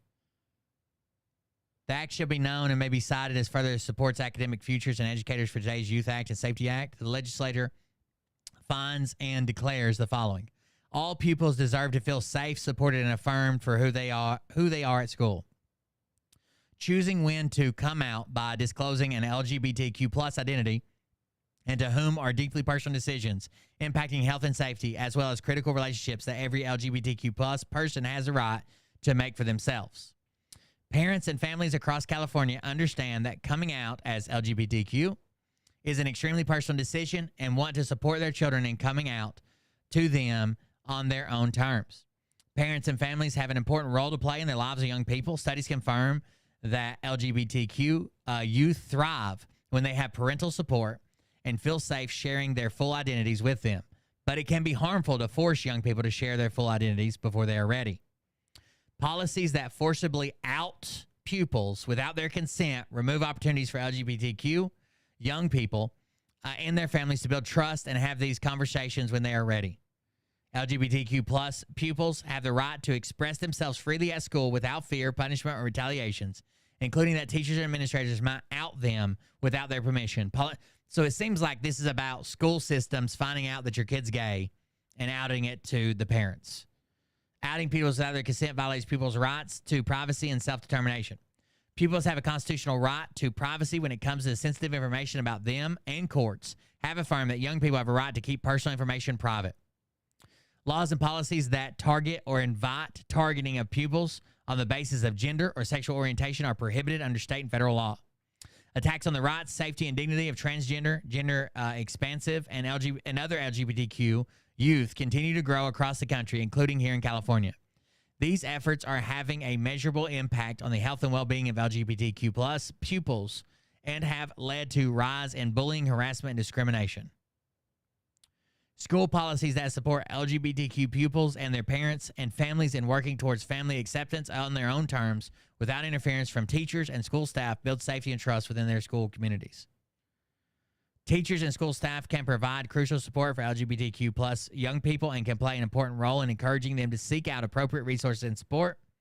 Affirming school environments significantly reduce the odds of transgender youth attempting suicide, according to Trevor Project research. LGBTQ plus students will, with supportive staff at their school, experience a number of positive outcomes, including but less likely to feel unsafe at school because of their gender expression, sexual orientation, or both, and reporting lower levels of depression, according to Joseph G. Kausick, PhD. The 2019 National School Climate Survey, the experience of lesbian, gay, bisexual, transgender, and queer youth in our nation's schools in 2019. Transgender and gender nonconforming youth with supportive educators have had better education outcomes, according to Michelle Marie Johns. Protective factors among transgender and gender variant youth, a systematic review. This harassment and adverse treatment of school personnel prevents, like, I don't want any adults trying to railroad my child down a certain hallway, right? I don't want a teacher coming out and saying, you're gay, you're gay, you're gay, you're gay, you're gay, you're gay. And then my kid's like, oh, I guess I'm gay. But if my kid reveals something, I would always hope that my kid could come tell me anything. But if they feel like they can't and they tell a teacher, I wouldn't want the teacher going behind their, I don't know. That seems kind of sketch. But is it a pedophile's, what did they say? A pedophile apologist wrote it, and it's a child predator's dream.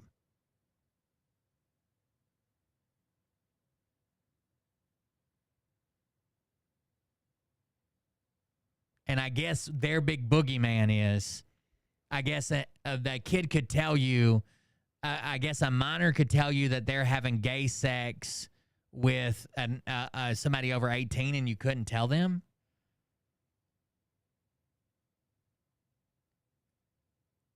Update existing resources. The department shall develop resources as appropriate. Update existing resources and community resources for support of parents, guardians, families, lesbian, gay, blah, blah, blah.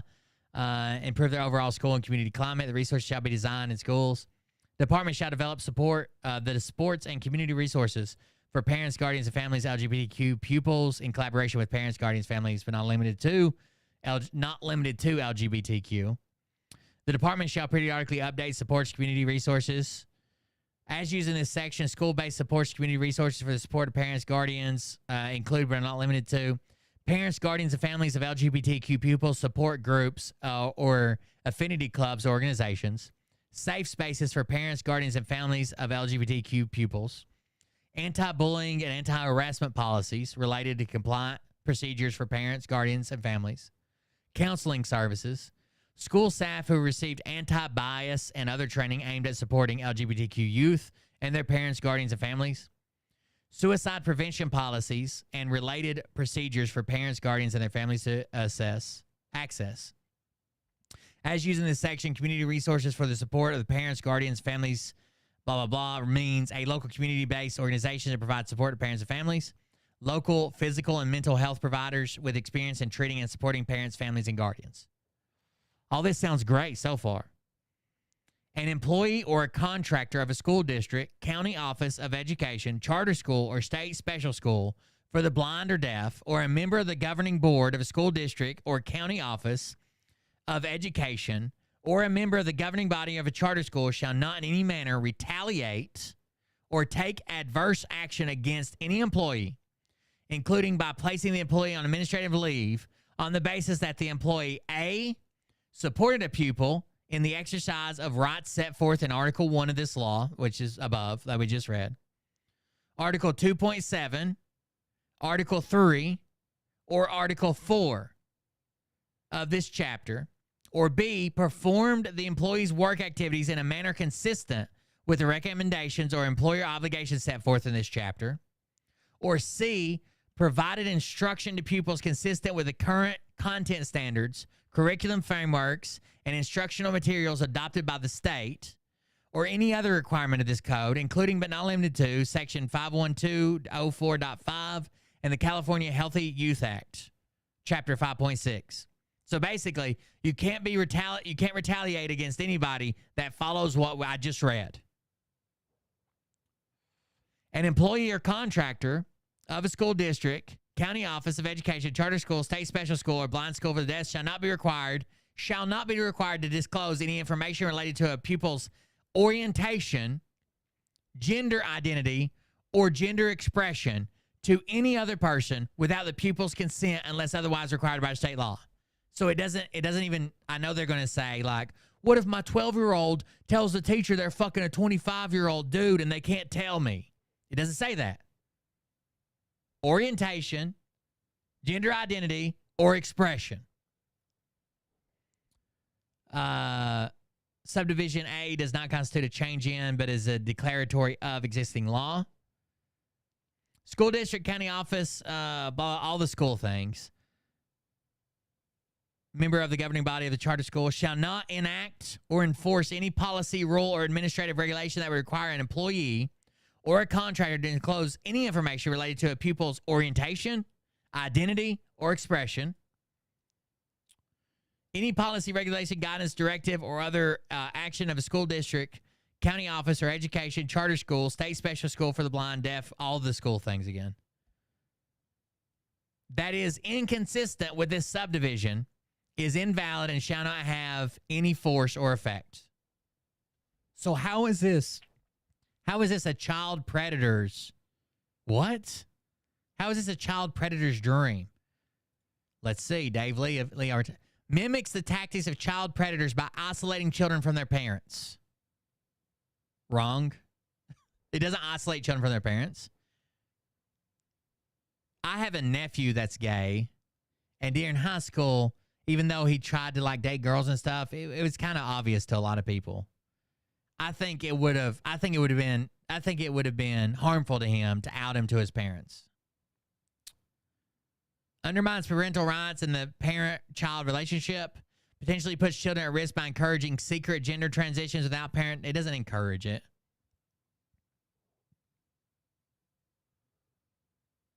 Ignores growing evidence and international trends cautioning against pediatric gender transitions. It doesn't have anything to do with pediatric gender transitions. It's saying you can't discriminate against employees that are following this law, and you can't out children to their parents. Basically, if you find out somehow that the child's gay or a lesbian or whatever, you can't out them to their parents. But if you're doing your job, raising your child right, your child ought to be able to come to you and say, hey, I feel weird. I feel like this. I feel like something's different. Disregards public opinion, which largely supports parental notification in such cases, may lead to political backlash against Democrats. By the way, courts have ruled that children have a right to privacy, even from their parents in certain circumstances, right? May lead to political backlash against Democrats, as exemplified by the author's interview subject who switched party affiliation. But I still don't know how this is a child predator's dream. But Tim Pool agrees for some reason.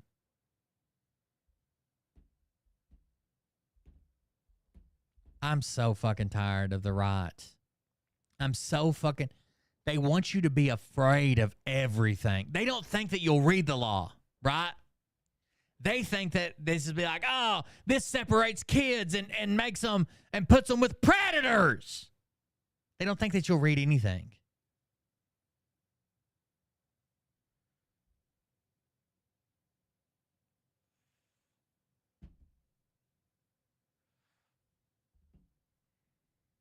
I know that there was years ago, I would hate to say it, there probably is families like that now, but I don't know any of them.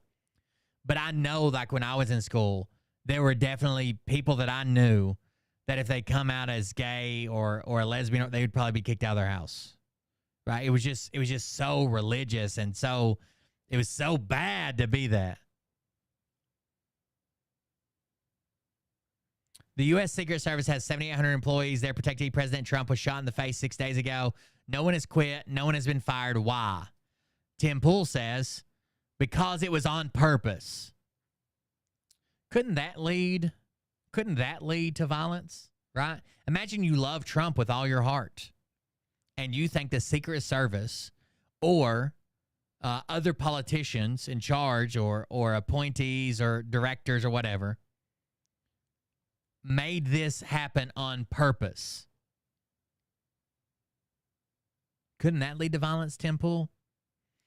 And Elon Musk, even though I like SpaceX, I like what they're doing, I like Tesla or something, Elon Musk is the biggest fucking shield for the right that there is, right? You ban Destiny for saying, fuck this guy and fuck Trump supporters, right? You demonetize him while there's literally a doxing campaign on regular private citizens going on multiple pages that when it's brought up to you, you're like, hey, it's the ad people, not me. It's the ad people, not me. I love what they're doing with SpaceX. I like Tesla. I like those things, but goddamn, Elon Musk has been trying to pretend like he's not some type of fucking right-wing fucking advocate when he clearly is.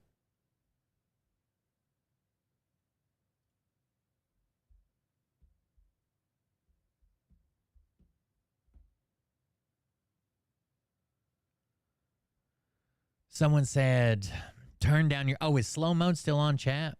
Yes, slow mode probably shouldn't be on right now.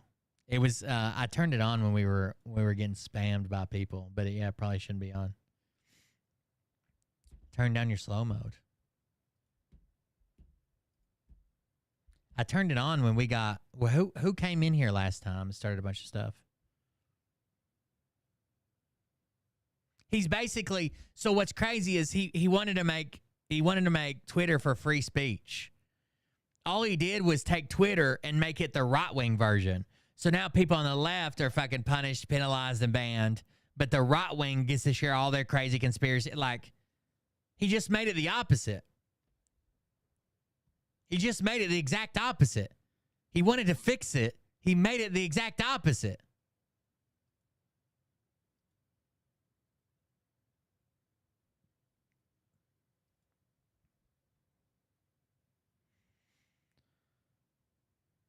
It does look like the doctor officially had a release about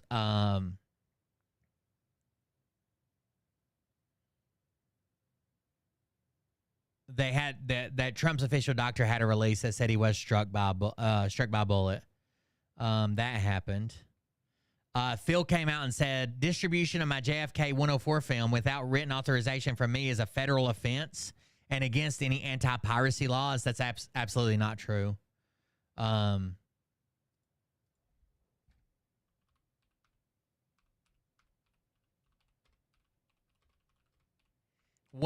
thing, it doesn't even have a fucking disclaimer on it, right?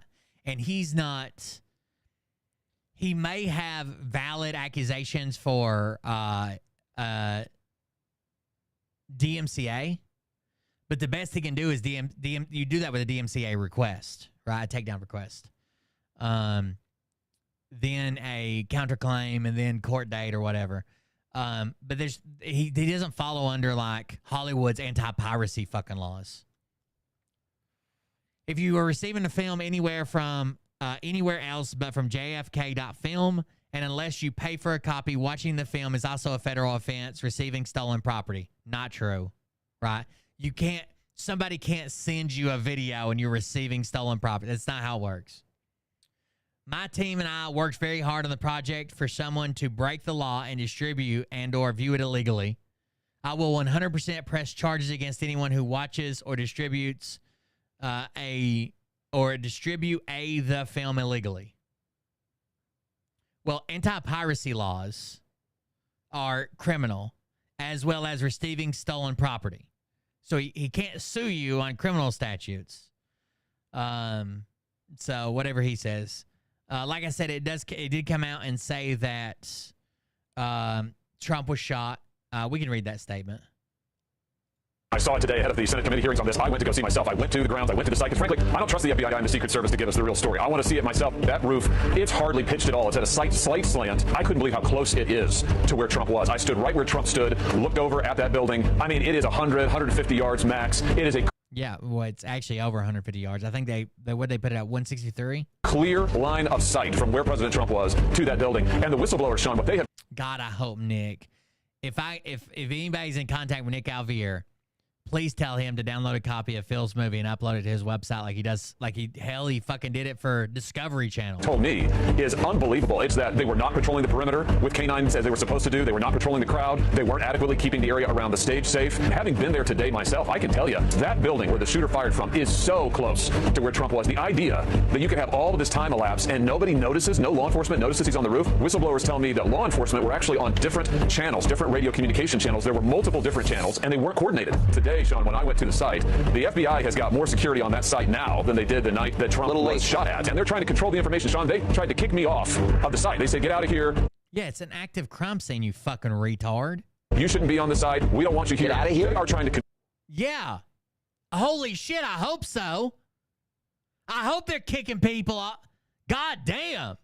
Get out of here. Absolutely. They brought local cops, Sean. Get this. I'm there on site. I had permission from the local security operator to be there, and the FBI came out and said, you have got to leave. I had permission for the local security operator. What the fuck is that? We do not want you here.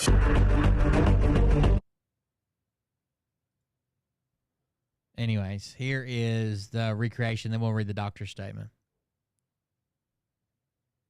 It's Trump's doctor. I'm not gonna doubt him now. Here you can see the 3 victims that were injured by.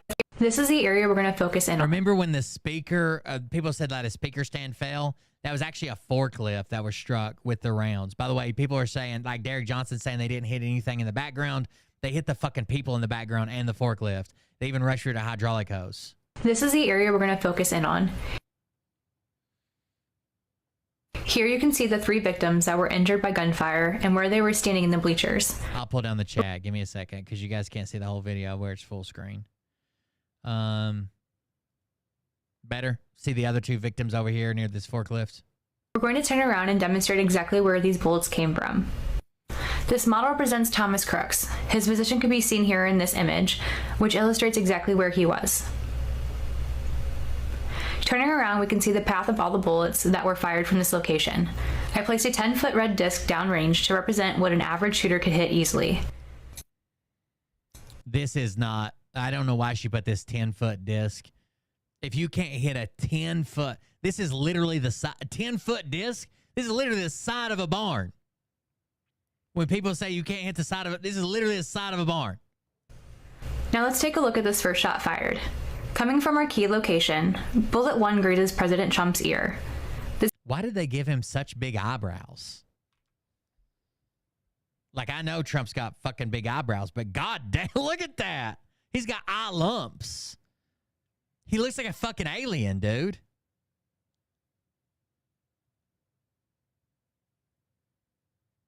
He's got tennis balls for eye sockets.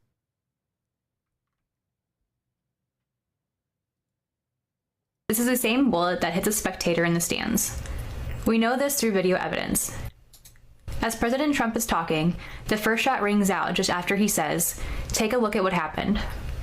Something to say. Take a look at what happened.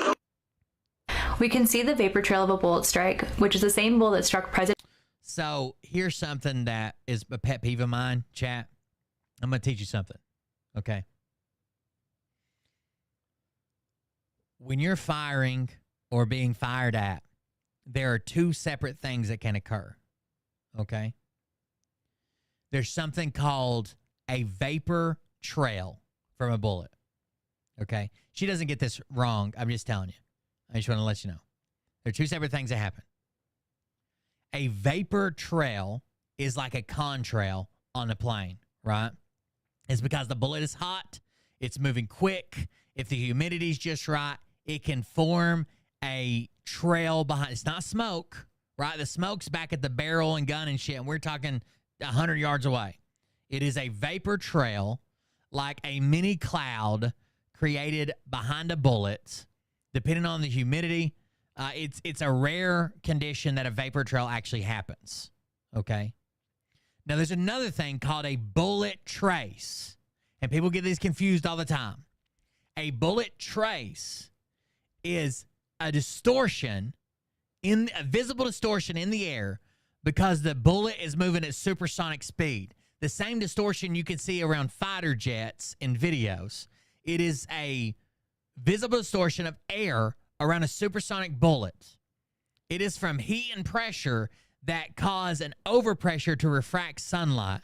It's kind of like when you see a mirage, right? But instead of the mirage being caused by the heat, it's being caused by heat and pressure in a condensed point. So those are two separate things, but people get confused all the time when they are talking about gunshots. There are vapor trails and there are bullet traces, and they are not the same thing. President Trump's ear a split second earlier, and this video is this location here. Back at the podium, President Trump is shot and grabbed his ear, falling to the ground as more shots rang out. In total, there were 7 or 8 shots, so let's rewind and watch this at regular speed. Take a look at what happened. So he was, there were 3 shots fired before he actually got down. Our guy that died, I was actually struck in the head from behind in the first, it was one of the, so it seems like what he did is he tried to take a couple accurate shots, one of them very accurate, then a couple more on top of that, so 3 shots accurately. And then when the president was down, it seems like he just sprayed as many as he could. With all that gunfire, it's easy to understand how these spectators were injured, even though they were not the This is our death, and it was a headshot from the rear. target. By the way, some of these went through this crane. Including the sole spectator who lost his life that day. He was shot through a portion of the head, right behind the right ear, but in the head.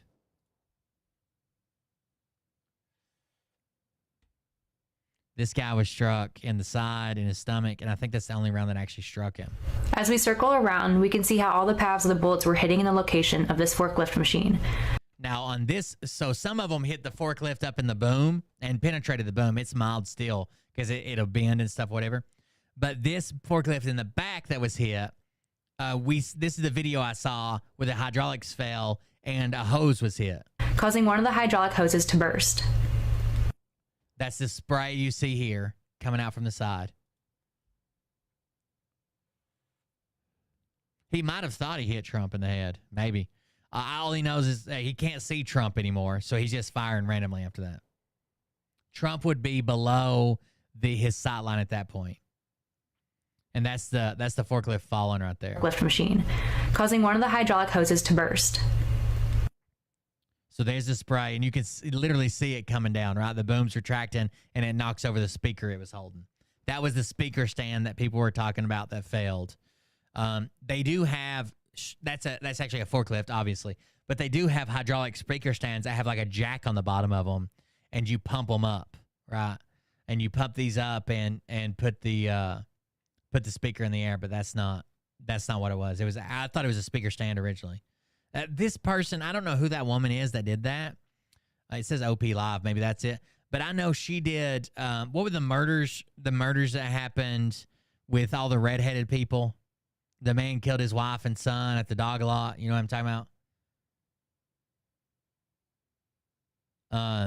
That she did a breakdown on all that. Murdaugh, thank you. She did a breakdown on all that, and I watched it, and I've seen some of her other videos.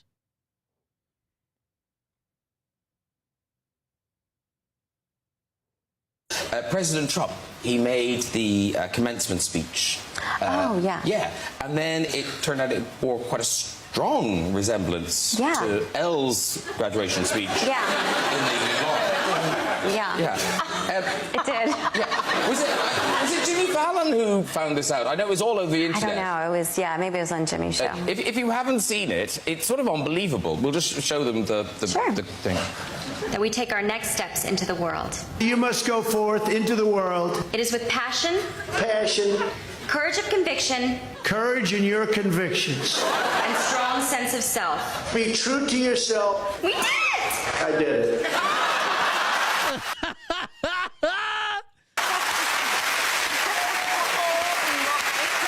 Oh, no. Yeah, there was a bunch of genetic mutations killing each other down in South Carolina. Have you not seen that? No. I've never seen that. I've always fallen down YouTube rabbit holes, and I missed that completely. It's true. He is better when he sticks to the script. Do you know how that happened, or is he just a fan of the film? I'm sure he's just a big fan. There you go. I haven't seen this. What is this? JD Vance ain't it. You know, if you told me when I was a kid that one day a white trash hillbilly would have a shot at the White House, I would have been like, what, like with a potato gun? You're like, no, as the vice president. Wow, that's incredible. Please tell me more about this hero. What was he, a man of the people, civil rights attorney? No, an Ivy League educated venture capitalist who first rose to fame by selling us all out. Oh, that's disappointing.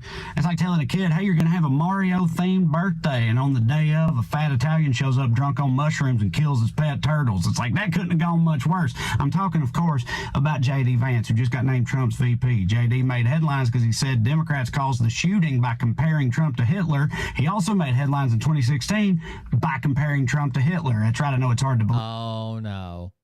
He did do that. He said that Democrats were responsible because they compared Trump to Hitler, while he has a text message with him and his old college roommate comparing Trump to, saying, is Trump America's next Hitler? But turns out Trump's VP pick is a Machiavellian sycophant with less integrity than a Boeing 737. That's right, but that's not the only way in which JD betrayed MAGA back in 2016. It's not. He also brought his wife to my comedy show, and they hung out after. That's right. I saw you loving all that woke shit, JD. You know you loved it. That's right. That's actually true, y'all. See, his book came out. I went viral. Trump rose to fame all in 2016. Me and JD started getting called on the cable news to explain Jim Bobs to bow ties. Right through that, we got to know each other a little bit. He came to my show. We hung out afterwards at the bar, drunk beers. You know what we talked about? This is all we talked about. All we talked about was the existential threat we agreed Donald Trump posed to this country. That's all we talked about. So while I was not charmed by the man, in fact, it was like pounding beers with a spreadsheet, I did leave there thinking at least there's some sane Republicans left. All right. After that, I got around to his book. I was like, how did this book capture the hearts of the intelligentsia? Turns out it's because that book's whole message is, hey, you know how y'all think my people are a bunch of worthless pieces of shit with nothing to offer society? Well, you're right. You're totally right. We suck. We suck, but not me. Please accept me. I'm different. I once got paddled by a tycoon son in Connecticut. Accept me, please. And they did. They did. And that's when my opinion of him started to change, you know, because me and JD, we have stuff in common. White trash, pillbilly mamas, higher education got out, all that. But see, I don't hillbilly mamas hate my people, though. I don't. I'd sooner throw it all away than line my pockets with predatory payday loan or big pill profits. Okay, I love my people. I understand that my people struggle not due to some inborn cultural affliction, but due to the capricious malice of the masters that he now serves. All right, because you might look at him and be like, how did this dude? That's something I'll never I'll never comprehend, and I couldn't break through to my parents. I can't break through to people around me. Poor people love to vote to make themselves poorer, and love to fall in love with the dream that if I just work myself to death, I can make it. Just like people who were born billionaires, because this one person made it, that means we can all make it. You're just not working hard enough, you're not doing enough, and you're not voting red enough. What's he even do? What's he even good at, right? Well, JD is good. He's great, actually. JD's great at one thing. He's great at knowing when, where, and to what precise angle he should bend over. Nobody tongue polishes a boot heel like this motherfucker. The only reason any of us know who JD Vance is I'm going to run a poll. I'm starting to doubt myself now. Because he's bought, paid for, and wholly owned by Peter Thiel. Peter Thiel, the same billionaire whose current pet project is military AI. So yeah, if you thought Dick Cheney and Halliburton was bad, you just wait till my boy Jim Dave unleashes his sugar daddy's armada of autonomous murder drones on Gaza. All right, fuck JD Vance. Love y'all. I'll see you in a minute. Damn. All right, YouTube, back with more in a second, but I want to let you know that this here little video is brought to you by the good people at Climate First Bank. It can be hard to choose a bank nowadays. They all seem so shady and nefarious, but but you got to have a bank, right? Well, they're not all like that. Some of them are out here trying to do the right thing. Let me tell you about Climate First. Climate First Bank is the world's first FDIC-insured community bank founded to help fight the climate crisis. That's right. Unlike other financial institutions, Climate First invests in projects that do right by the environment and their community, like affordable housing, renewable energy, and education. That's right. Climate First banks in Florida, but they have customers nationwide. They have a fully serviced digital branch, website, mobile app, all that stuff. They are a certified B Corp and a member of 1% for the Planet, which means they donate 1% of their gross revenue every year to environmental projects. Climate First also supports the LGBTQ community through their Pride banking program. And now, if you sign up for a qualifying Pride checking account, they will donate $100 to an LGBTQ charity. They are also currently running a 5.34% APY checking account, which is a rate 75 times the national average. Finally, you can make your money work harder for you while still doing right by the planet. If that all sounds good to you, click the link in the description below to check out these and other. Just so aggravated with, they just want to repeat whatever their alt media says. And I love how they're convinced that someone wakes up in the morning, calls every news station in the world and says, okay, this is what we're all going to talk about, right? We're going to talk about this and this and this and this and this, and this is what we're going to do at the mainstream media. But literally when they watch their alt media and they talk about COVID vaccines and graphene and fucking chemtrails and fucking computer chips and Agenda 2030, and when all their alt media repeat the same thing, they're like, oh, they must have come to the same conclusion. Great offerings from Climate First Bank. Finally, feel better about your money, your bank, your planet. Check out Climate First today. Member FDIC. Look at that. The whole damn sun changed when we were doing that. That's why I wouldn't YouTube anyway. We're back. Listen, yeah, I don't know. JD Vance, I feel like it's the worst possible pick Trump could have made, so that's good for us. You know what I mean? He offers literally nothing to the ticket. He's just It's Trump. kind of an unknown. But shittier. That's 1966 just resubscribed for 24 months. Look out, Donna. Love all you beautiful people. Revolving hearts. Thank you very much. That's 2 years. Congratulations. 2 years of subscriptions. Thank you very much, Don. All he is, he doesn't check any other boxes. Dude, you know, like Carrie Lake, Marjorie Taylor Greene, Christy Nome. Dude, Christy Nome, she shot. I think he would have been better off picking an unknown female. Them dogs for He can't pick any of the MAGA females. They're psychos. Nothing. Look at her. She shot them dogs for abject pleasure. She loved that shit, but she told the story for nothing. You know what I mean? It got nothing out of it. It's like, yeah, I heard them, Tim Scott. It's like, yeah, you black, y'all women. Yeah, but Telegram is a right-wing paradise, so you kind of just got to roll with it. Gonna pick you. They don't fuck with you. They don't like you. They don't respect you. What did you think was gonna happen? It was always 9-1, chat. 9-1. I'm not a dirty commie yet. Is gonna be a white bread dick sucker. That's all it was ever gonna be. What did you think was gonna occur? Like, it's so funny. And also, like, I'm still, don't get me wrong, I'm not trying to flex too much. I'm still very worried about the outcome of this election, but I don't think JD Vance brings anything to the table. Dude, I feel like he's like Ohio's Ted Cruz. It's like, I know he wins he won an election up there, but even people there don't like him.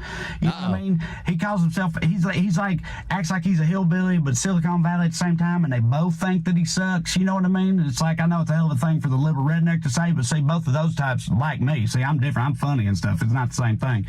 But yeah, I just feel like it's not a good pick, and that's good for us. You know what I mean? But who knows? I don't know. He may continue as like, you know what I mean? It's like, if I've got my own comic book, he's my Joker. That's my villain's origin story. He may continue his rise to power. Who knows? He may end up fucking Lex Luthor in this shit, but I don't think so, and I hope not.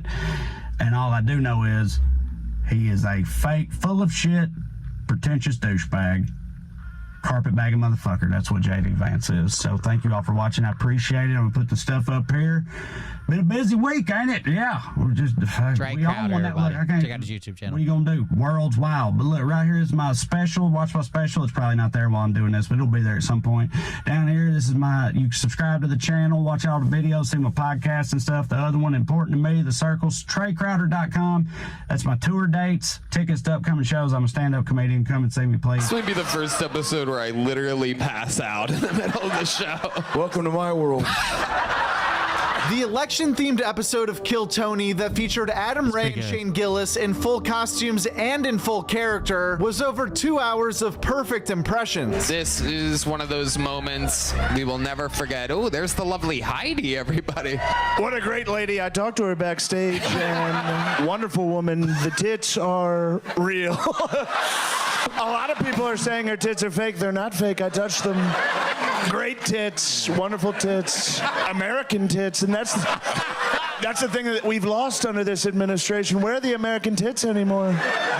4 years ago, there were American tits. Now there's no American tits. Mexican tits. This might be the first episode where I literally pass out in the middle of the show. Welcome to my... That's a damn good show. Let's go here. I told you guys I'd read this. Memorandum concerns citizens of the United States from Ronnie L. Jackson, MD. Subject.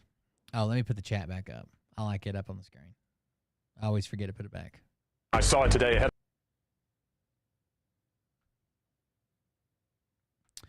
As a former physician to the president, for President Donald J. Trump, I was naturally very concerned, as the entire world, about his well-being after the assassination attempt on his life. As such, I met with him in Bedminster, New Jersey, late that evening. Nothing good happens in New Jersey. Late that evening to personally check on him and offer my assistance in any way possible. I've been with the President Trump since that time, and I have evaluated him and treated his wound daily. He is doing well, as reported by witnesses by the entire world. As reported and witnessed by the entire world. He sustained a gunshot wound to the right ear from a high-powered rifle used by the would-be assassin. The bullet passed, coming less than a quarter of an inch from entering his head and struck the top of his right ear. The bullet track produced a 2-centimeter wide wound that extended down to the cartilaginous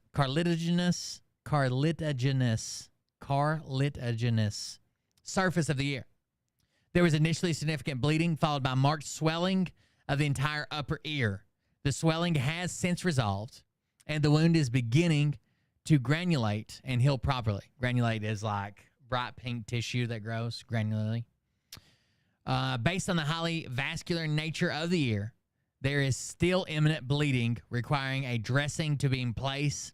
Given the broad and blunt nature of the wound itself, no sutures were required. She's got no stitches.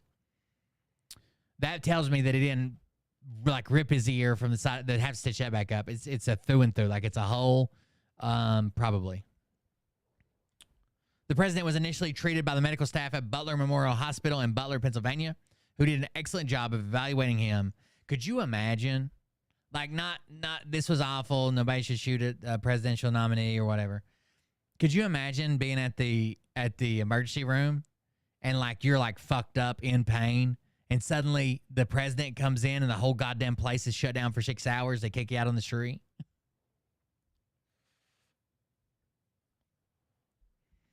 They provided thorough evaluation and additional injuries. Evaluation for additional injuries that included a CT of his head. He will have further evaluations, including comprehensive hearing exam, as needed. He will follow up with his primary care physician, as directed by the doctors that initially evaluated him.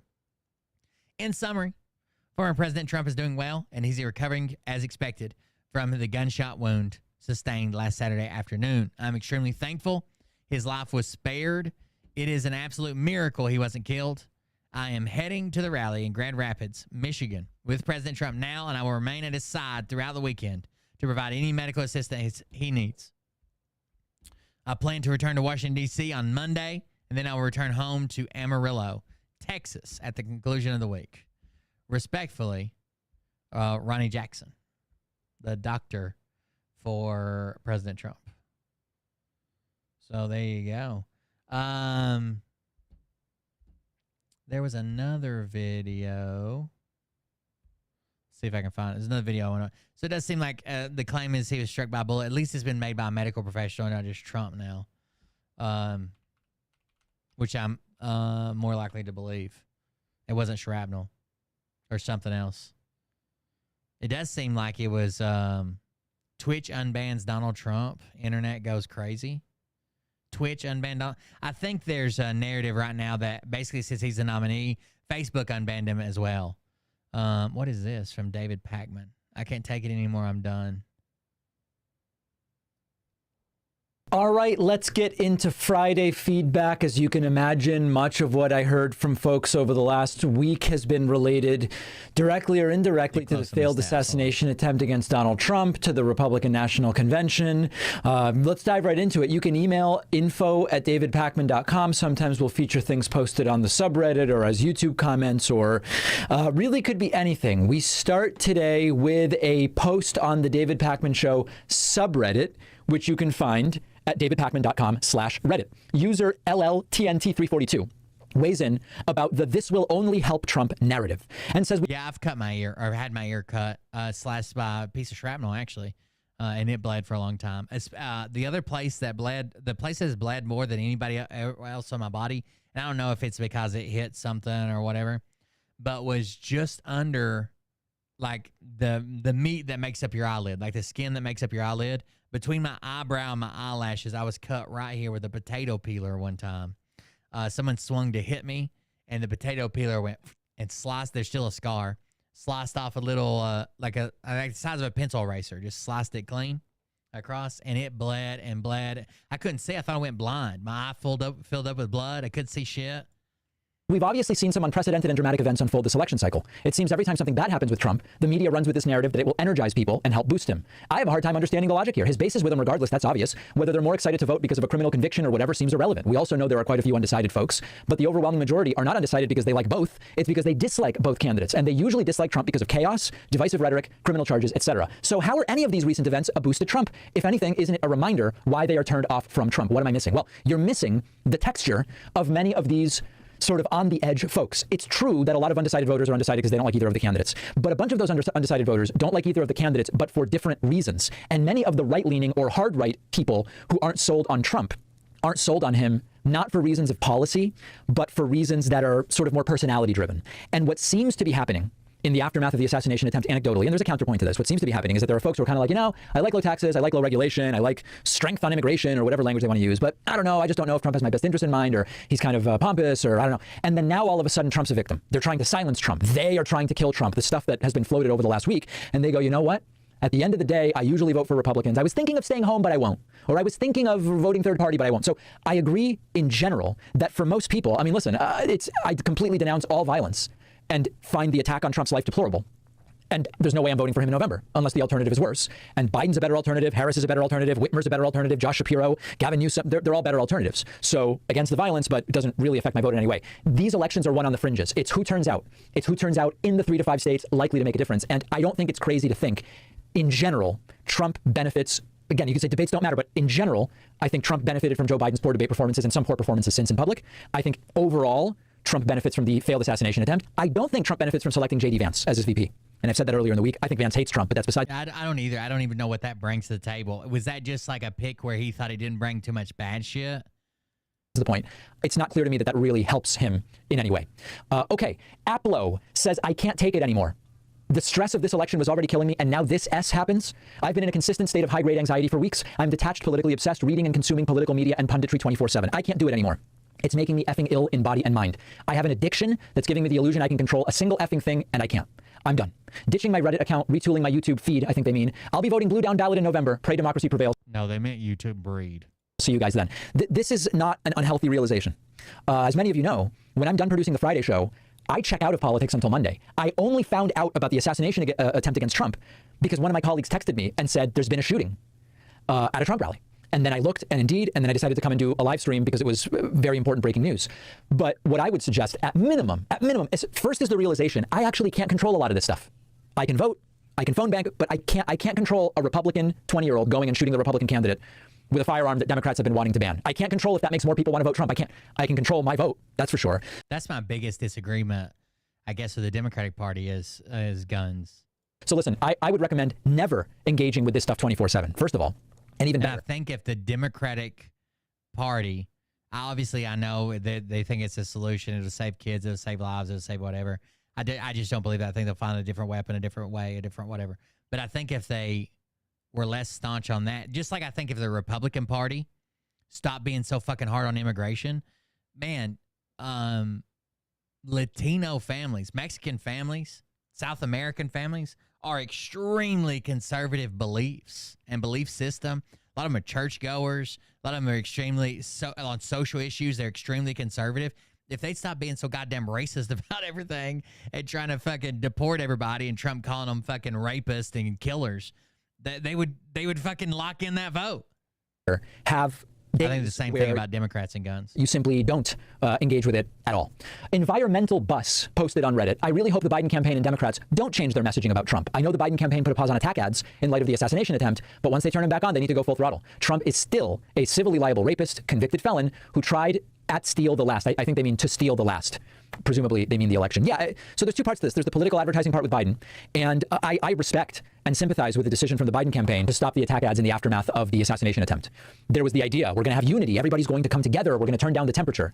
And within 24, 48 hours, MAGA had gone back to its old bag of tricks. Biden caused this, left-wing media caused this, Democrats caused this, David Pakman, you caused it, I was getting emails saying. And of course, how Democrats caused a Republican to shoot a Republican with a gun Democrats have been wanting to ban, and in an environment where Republicans have been scaling up the violent rhetoric for 8 years. Yeah, I can imagine if you never used a gun, never owned a gun, never needed a gun, never been in a traumatic situation even where a gun might have helped you out, that there's people that's like, what's the big deal? But it is a big deal to me. Doesn't make any sense. They've fully gone back to that exact same rhetoric, fight, fight, fight at the RNC and all of this stuff. So at some point, understanding that the greater good is preventing another Trump presidency, he survived. He should now be defeated with votes and watch as someone else gets to be president. At some point, you've got to fight them as far as the campaign goes with the same sort of advertising and tools that they are using. And they are going right back to the sleepy Biden, all that stuff. And at some point, the Biden campaign needs to run a campaign. That's absolutely true. They've already started to, by the way. President Biden doing some campaign events and so on. Let's go to Facebook now, where Kathleen says, as a Canadian, I'm terrified about Trump becoming president again, but it seems like a done deal. With the courts protecting him, Biden unable to use the legal system to extend democracy, my hope is that Republicans will take up the idea of building a wall on their north border to protect them from the horrors of Canada. If you have any influence, please encourage the northern wall. Yeah, I mean, listen, the fear is understandable and warranted to some degree. I also think that there is a lot here that is beyond any individual's control, and it's really useful in these situations to focus on what we can control. It is terrifying, the prospect of Trump becoming president again. And I don't know if it's a done deal. And my instinct is the failed assassination attempt does help the guy. And the immunity decision, and the decision from Eileen Cannon about the document states, a lot of it's like it's all falling off the wall. But we all can still vote. And with turnout in general in the United States, between 50 and 60, 62%, just a little more turnout from people who say, hey, a lot of this stuff. I don't think you should ever discourage. Everybody should fucking vote. Just go vote. It's kind of telling that Republicans typically do worse when more people show up. That's going on is absolutely deplorable. The attack, all these, but we've got to prevent another Trump presidency. Call it naive, but I am maintaining some cautious optimism here. A lot of conspiracies in the aftermath of the assassination attempt as well. Here is Jose, who says, to me, the whole thing is a setup by Trump and his people. I don't know how no one sees that. And then Ronald says, I felt the same way, but since I learned a bullet really did graze his ear based on a photographer testimony and photo, now I don't know. I continue to be concerned about the amount of conspiratorial rhetoric here. As we talked about on Monday, if you want to play the motive game, you can concoct motive from both Trump and Biden to, quote, stage such an event. You could say Trump wanted it in order to get sympathy and to invigorate people and to paint himself as the strong guy who survived it or whatever the case may be. Okay. You could also say Biden would be incentivized to stage something like this in order to take the attention away from 72% of the country saying he's not cognitively fit to be president or whatever. All we have is these vague analogies or allusions to motive, and we don't have anything else. It really does seem like a 20-year-old Republican who was angry or disturbed for one or another reason, got a firearm that many of us have been saying shouldn't even be legal for a long time, and shot the Republican candidate, grazed his ear, and killed someone else in the crowd. That's what I have evidence for right now, and I don't really know where the conspiracy theorizing gets us. If something changes about the facts that we know regarding this, I will absolutely tell you. Combo Nickel says, petition for David to not have Cenk Uygur back on anytime soon. Please comment if you agree and would prefer a break from Cenk on the show. I found the interview unlistenable. You know, I'll be very honest. The audience, my audience, was very split about the Cenk Uygur interview. There were people who wrote to me and said things like this: never have Cenk back on, couldn't stand him, absolutely terrible, disagree with everything he said. I also had people who wrote to me and said, you know, as I think about the situation in terms of the replace Biden or not stuff, does Biden have a shot or not question, I think Cenk made good points. That was another perspective reflected in the audience. So, I don't know how frequently we have any guests on. There's no plan to have Cenk back on in the immediate future just because we don't have guests on that frequently. But there was a complete lack of unanimity in the audience about Cenk's perspectives on replacing Joe Biden. PVW on YouTube says Biden was losing before the debate. He needed a big win to turn things around. And now, in spite of massive expenditures on commercials in swing states and one win in one rally, he's still losing badly. How is he going to turn things around? I concede that being the incumbent is a big advantage, but that's all he's got. And there are plenty of times where that has failed to be enough. We need a real candidate with no major handicaps, someone that can... Yeah, the speech hurt him. He was riding a high for sure. His acceptance speech hurt him. Hammer Trump on his weaknesses, and there are many, and we're running out of time. That is another view that is strongly represented in my audience. And as I've said before, I don't think either view is crazy. The idea that the risk of replacing a candidate this late in the game is worth it because it seems to be going so poorly for Biden, it's not an insane conclusion to come to. The other perspective, that nothing that has happened changes the fundamentals of this. Incumbents tend to get reelected. Nobody's really polling better than Biden on average, except for some anecdotal polls. That's not a crazy conclusion either. And I am of both minds on the issue for sure. Garrett says, Democrat, Republican, liberal, conservative, does not matter. We need to come together as Americans and condemn this. No candidate deserves this.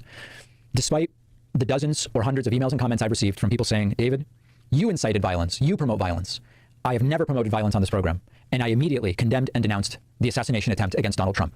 We need to win with votes, not with bullets. And even winning with bullets would not only be illegitimate, obviously, but it also doesn't really solve the problems we're trying to solve, because violence of any kind emboldens authoritarians like Trump. That's a critical issue that must be understood. So I agree, Garrett. So it'll get you something worse than Trump, right? Because then they'll go with the narrative that, well, they took him out, so we got to have somebody that's going to do the same thing to him. Just like when he faces federal charges, he says, well, I'm gonna go. As soon as I win, I'm gonna mobilize the Department of Justice to go after my political enemies. I wish, by the way, that Republicans, after calling for unity and turning down the temperature, hadn't immediately gone back on that and started to turn up the temperature. And by the way, it's not wrong to remind ourselves that when Nancy Pelosi's husband, Paul Pelosi, was brutally attacked and beaten in his home, they, on the right, did not adhere to the very standard they are demanding from the left now. They want to hold the left in the aftermath of the assassination attempt to a reasonable standard, which is we all should denounce this. But they didn't do it in the Paul Pelosi incident. And it's just another instance of hypocrisy from the most hypocritical political movement that I can recall. We have a great bonus show for you today. Make sure you're signed up at joinpacman.com. Make sure you're this was an interesting find, I think. Would-be assassin researched previous mass shooter Ethan Crumbley and his family before attack. Investigators finally have some sound theories, and I want to break everything down. But first, Trump makes more than 20 false claims in his RNC acceptance speech. I really wanted to highlight this because Donald Trump is a habitual liar, and people forget about it. We've been busy covering Biden, we've been busy covering the assassination, but Trump cannot stop carpet bombing every speech with absolute lies. Former President Donald Trump accepted the Republican presidential nomination on Thursday with the most dishonest speech in the 4-day RNC, making more than 20 false claims by CNN's count. I think he made more like 40 false claims, but we'll just go with CNN's reporting. Trump has made many of these false claims before, some of them for years. They span topics including the economy, immigration, crime, foreign policy, and elections. Some of them were wild lies, others smaller exaggerations. Some were in his prepared text. This is all about the shooter's background and history, search history, and his background and what was going on. Like the claim that he left the Biden administration a world at peace. That is a joke. That is not true. While he ad-libbed others, such as his lies the Democrats cheated in the 2020 election and that the U.S. is experiencing the worst inflation it has ever had. If you want me to make a full video breaking down Donald Trump's lies, just leave a like on this video, comment a blue heart. I can make a full video doing that. But Donald Trump's whole theory is just to throw as many lies at the wall as possible and see what sticks and overwhelm his opponents with disinformation. That is the tactic of authoritarians, because if you think about it, conspiracy theorists do have the upper hand. It takes about 5 seconds to rattle off a conspiracy theory that is not true, and it takes about 1 minute to debunk that same conspiracy theory. So conspiracy theorists naturally have the upper hand when they can, again, just bombard the informational landscape with complete disinformation. And that happened a lot following the Trump shooting. We had disinformation on both sides. Mainly the Republicans were drawing conspiracy theories about this being a Democrat. I love how Republicans, when there's a school shooting and someone says something about guns or mental health or whatever, they're like, well, don't turn this political. Then Trump gets shot with one fucking bullet. He doesn't even die. And people are like, the Democrats did this.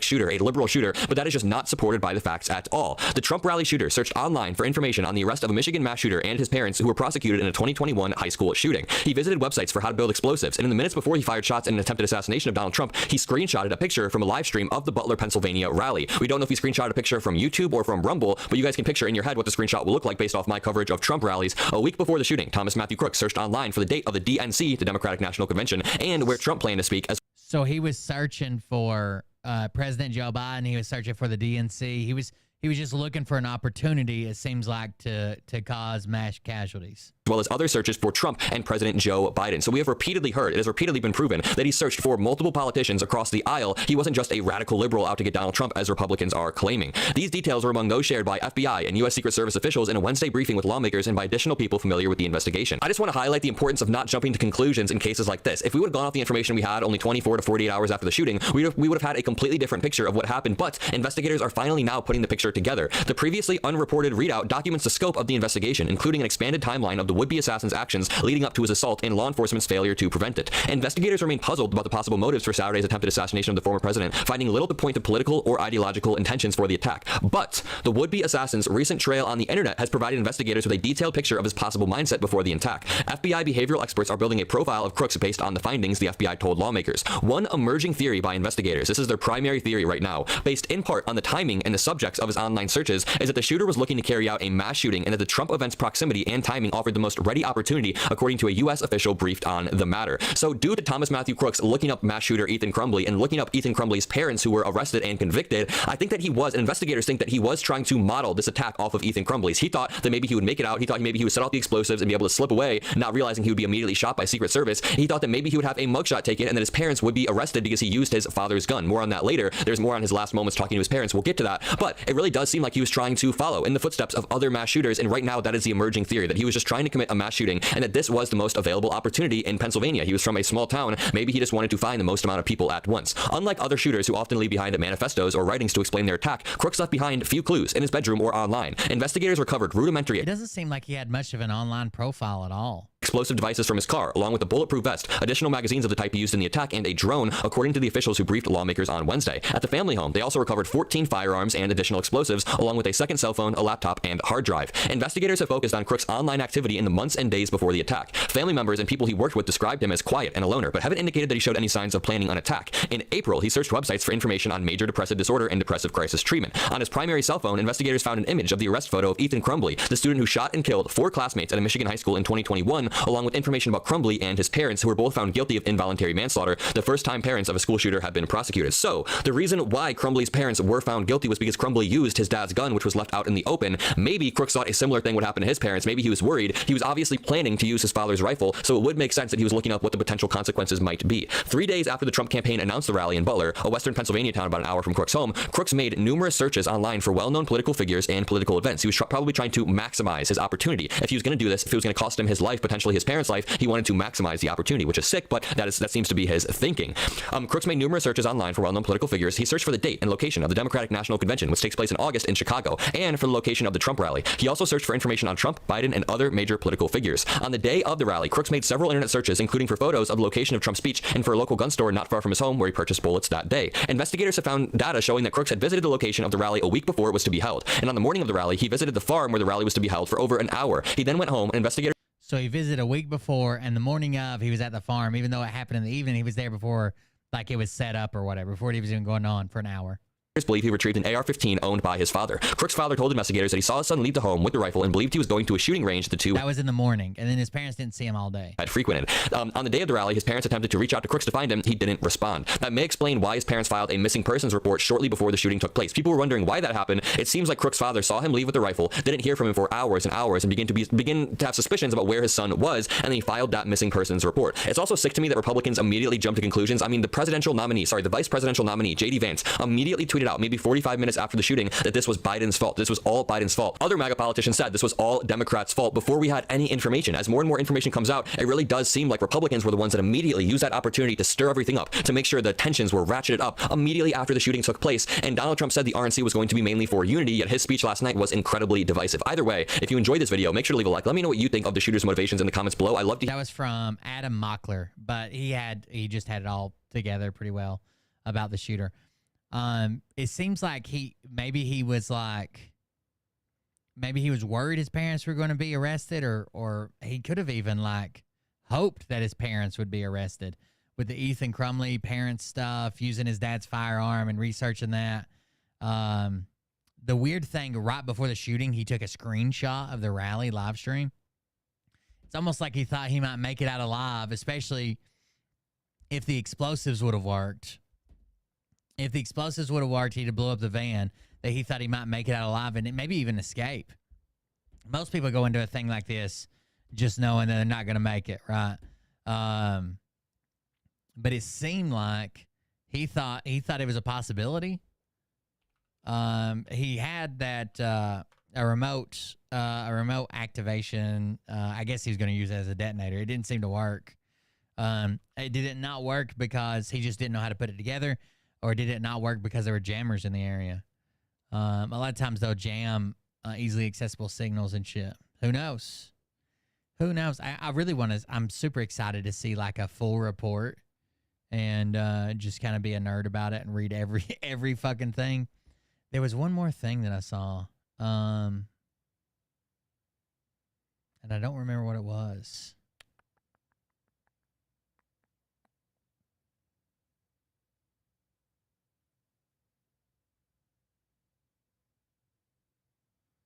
I thought there was something else that had details about the shooter on it, but maybe I was wrong.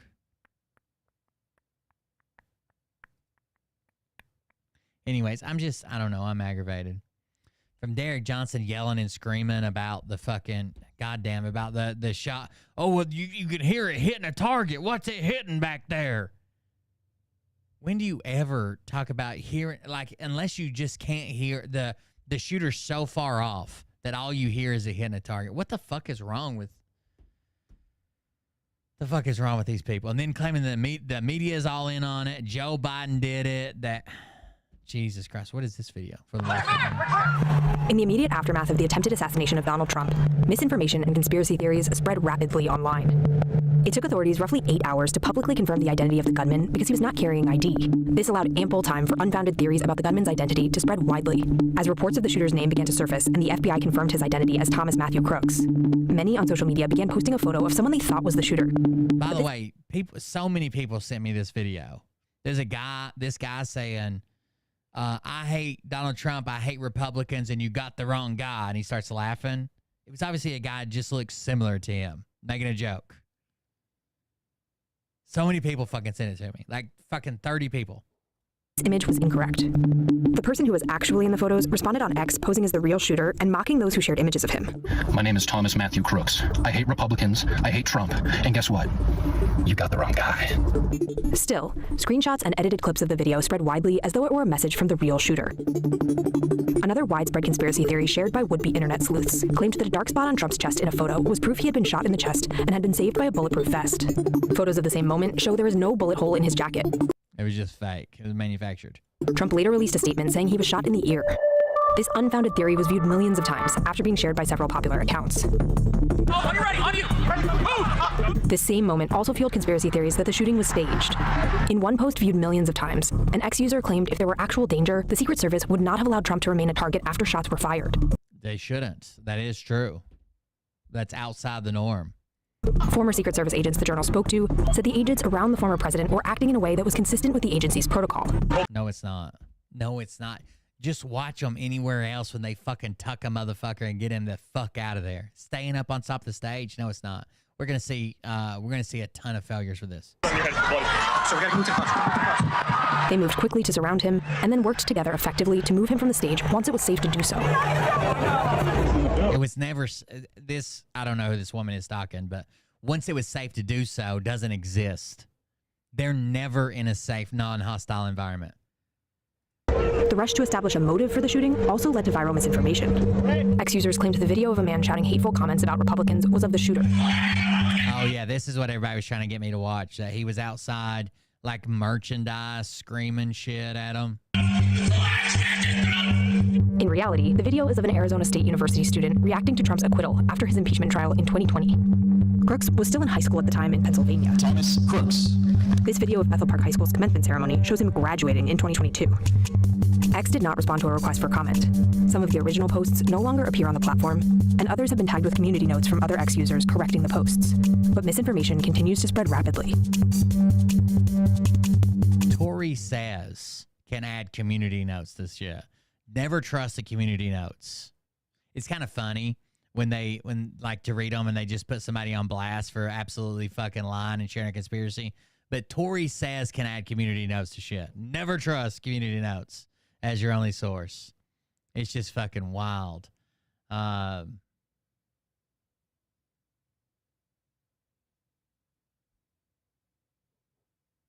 Anyways, yeah, that's probably it for tonight. It's almost 2 a.m. Damn, I thought it was coming up on 1. It's coming up on 2. Thank you guys for joining us. Thank you for the support. Thanks for hanging out with us. I know that I've probably lost a lot of people that were way more right-wing than me. And I could have continued to keep playing that narrative. Like, I got issues with Trump, but man, they've gone way too far.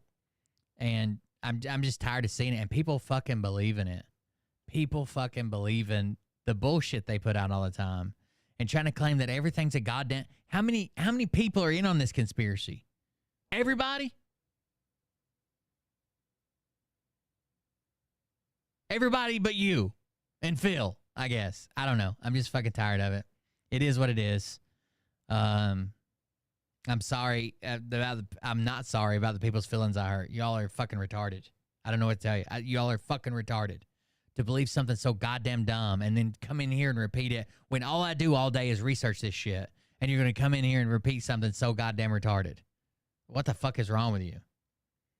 It's not so bad if people say something. I'm like, nah, I don't think that's true. But when you want to argue about it, like this is what I do all fucking day.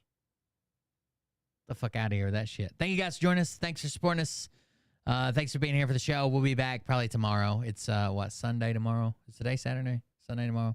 We'll be back. We'll holler at you. Thank you for joining us. Love you. See you. Bye. Have a good night. Don't worry too much about it. Stuff locally to you will affect you orders of magnitude more. Don't worry too much about it. We'll get through it either way. Obama wasn't the Kenyan Antichrist, and I'm sure another Biden administration, another Trump administration is not going to destroy anything. We'll get through it, and we'll see you guys in the next one. Have a good night. But I can tell you this about if this douchebag happens to see this particular show, you don't have the forking balls to call out the people on this planet by name and tell them exactly who they are and tell them the rest of the world who they are. You don't have the forking balls. You don't have the balls. Okay, Scott. Here we go, I think I started some shit. Piss them off, it's about to get lit. Get the place in the best, you know that stage is set. You better buckle up, cause you ain't seen none yet. Here we go, I think I started some shit. Piss them off, it's about to get lit. Get the place in the best, you know that stage is set. You better buckle up, cause you ain't seen none yet. And they say that I'm a lunatic. Well, listen, bitch, I came equipped with a quick wit and a 6th sense for the stupid shit. Where my true believer? Y'all need Jesus. Praise the Lord, head to the extreme. All these false fucking prophets who profit off of gossip. Worshipping drums, cocking, begging for a throat deposit. Swinging fucking meat hammers like fool in a thong. He's strapped to the shaft, eating his chest like he's King Kong. Starving for attention, I'ma make your gut burst. I'll be your huckleberry, I can quench that thirst. Baby eating lizard people, alien sex. What's next? Trump in a dress, fucking Flynn on his desk. A retard in a vest, climbing up 5G towers. Cause you told him if he did, he'd get fucking superpowers. Here we go, I think I started some shit. Piss them off, it's about to get lit. Get the place in the best, you know that stage is set. You guys have a good night. Better buckle up, cause you ain't seen none yet. Here we go, I think I started some shit. Piss them off, it's about to Enjoy your weekend. What's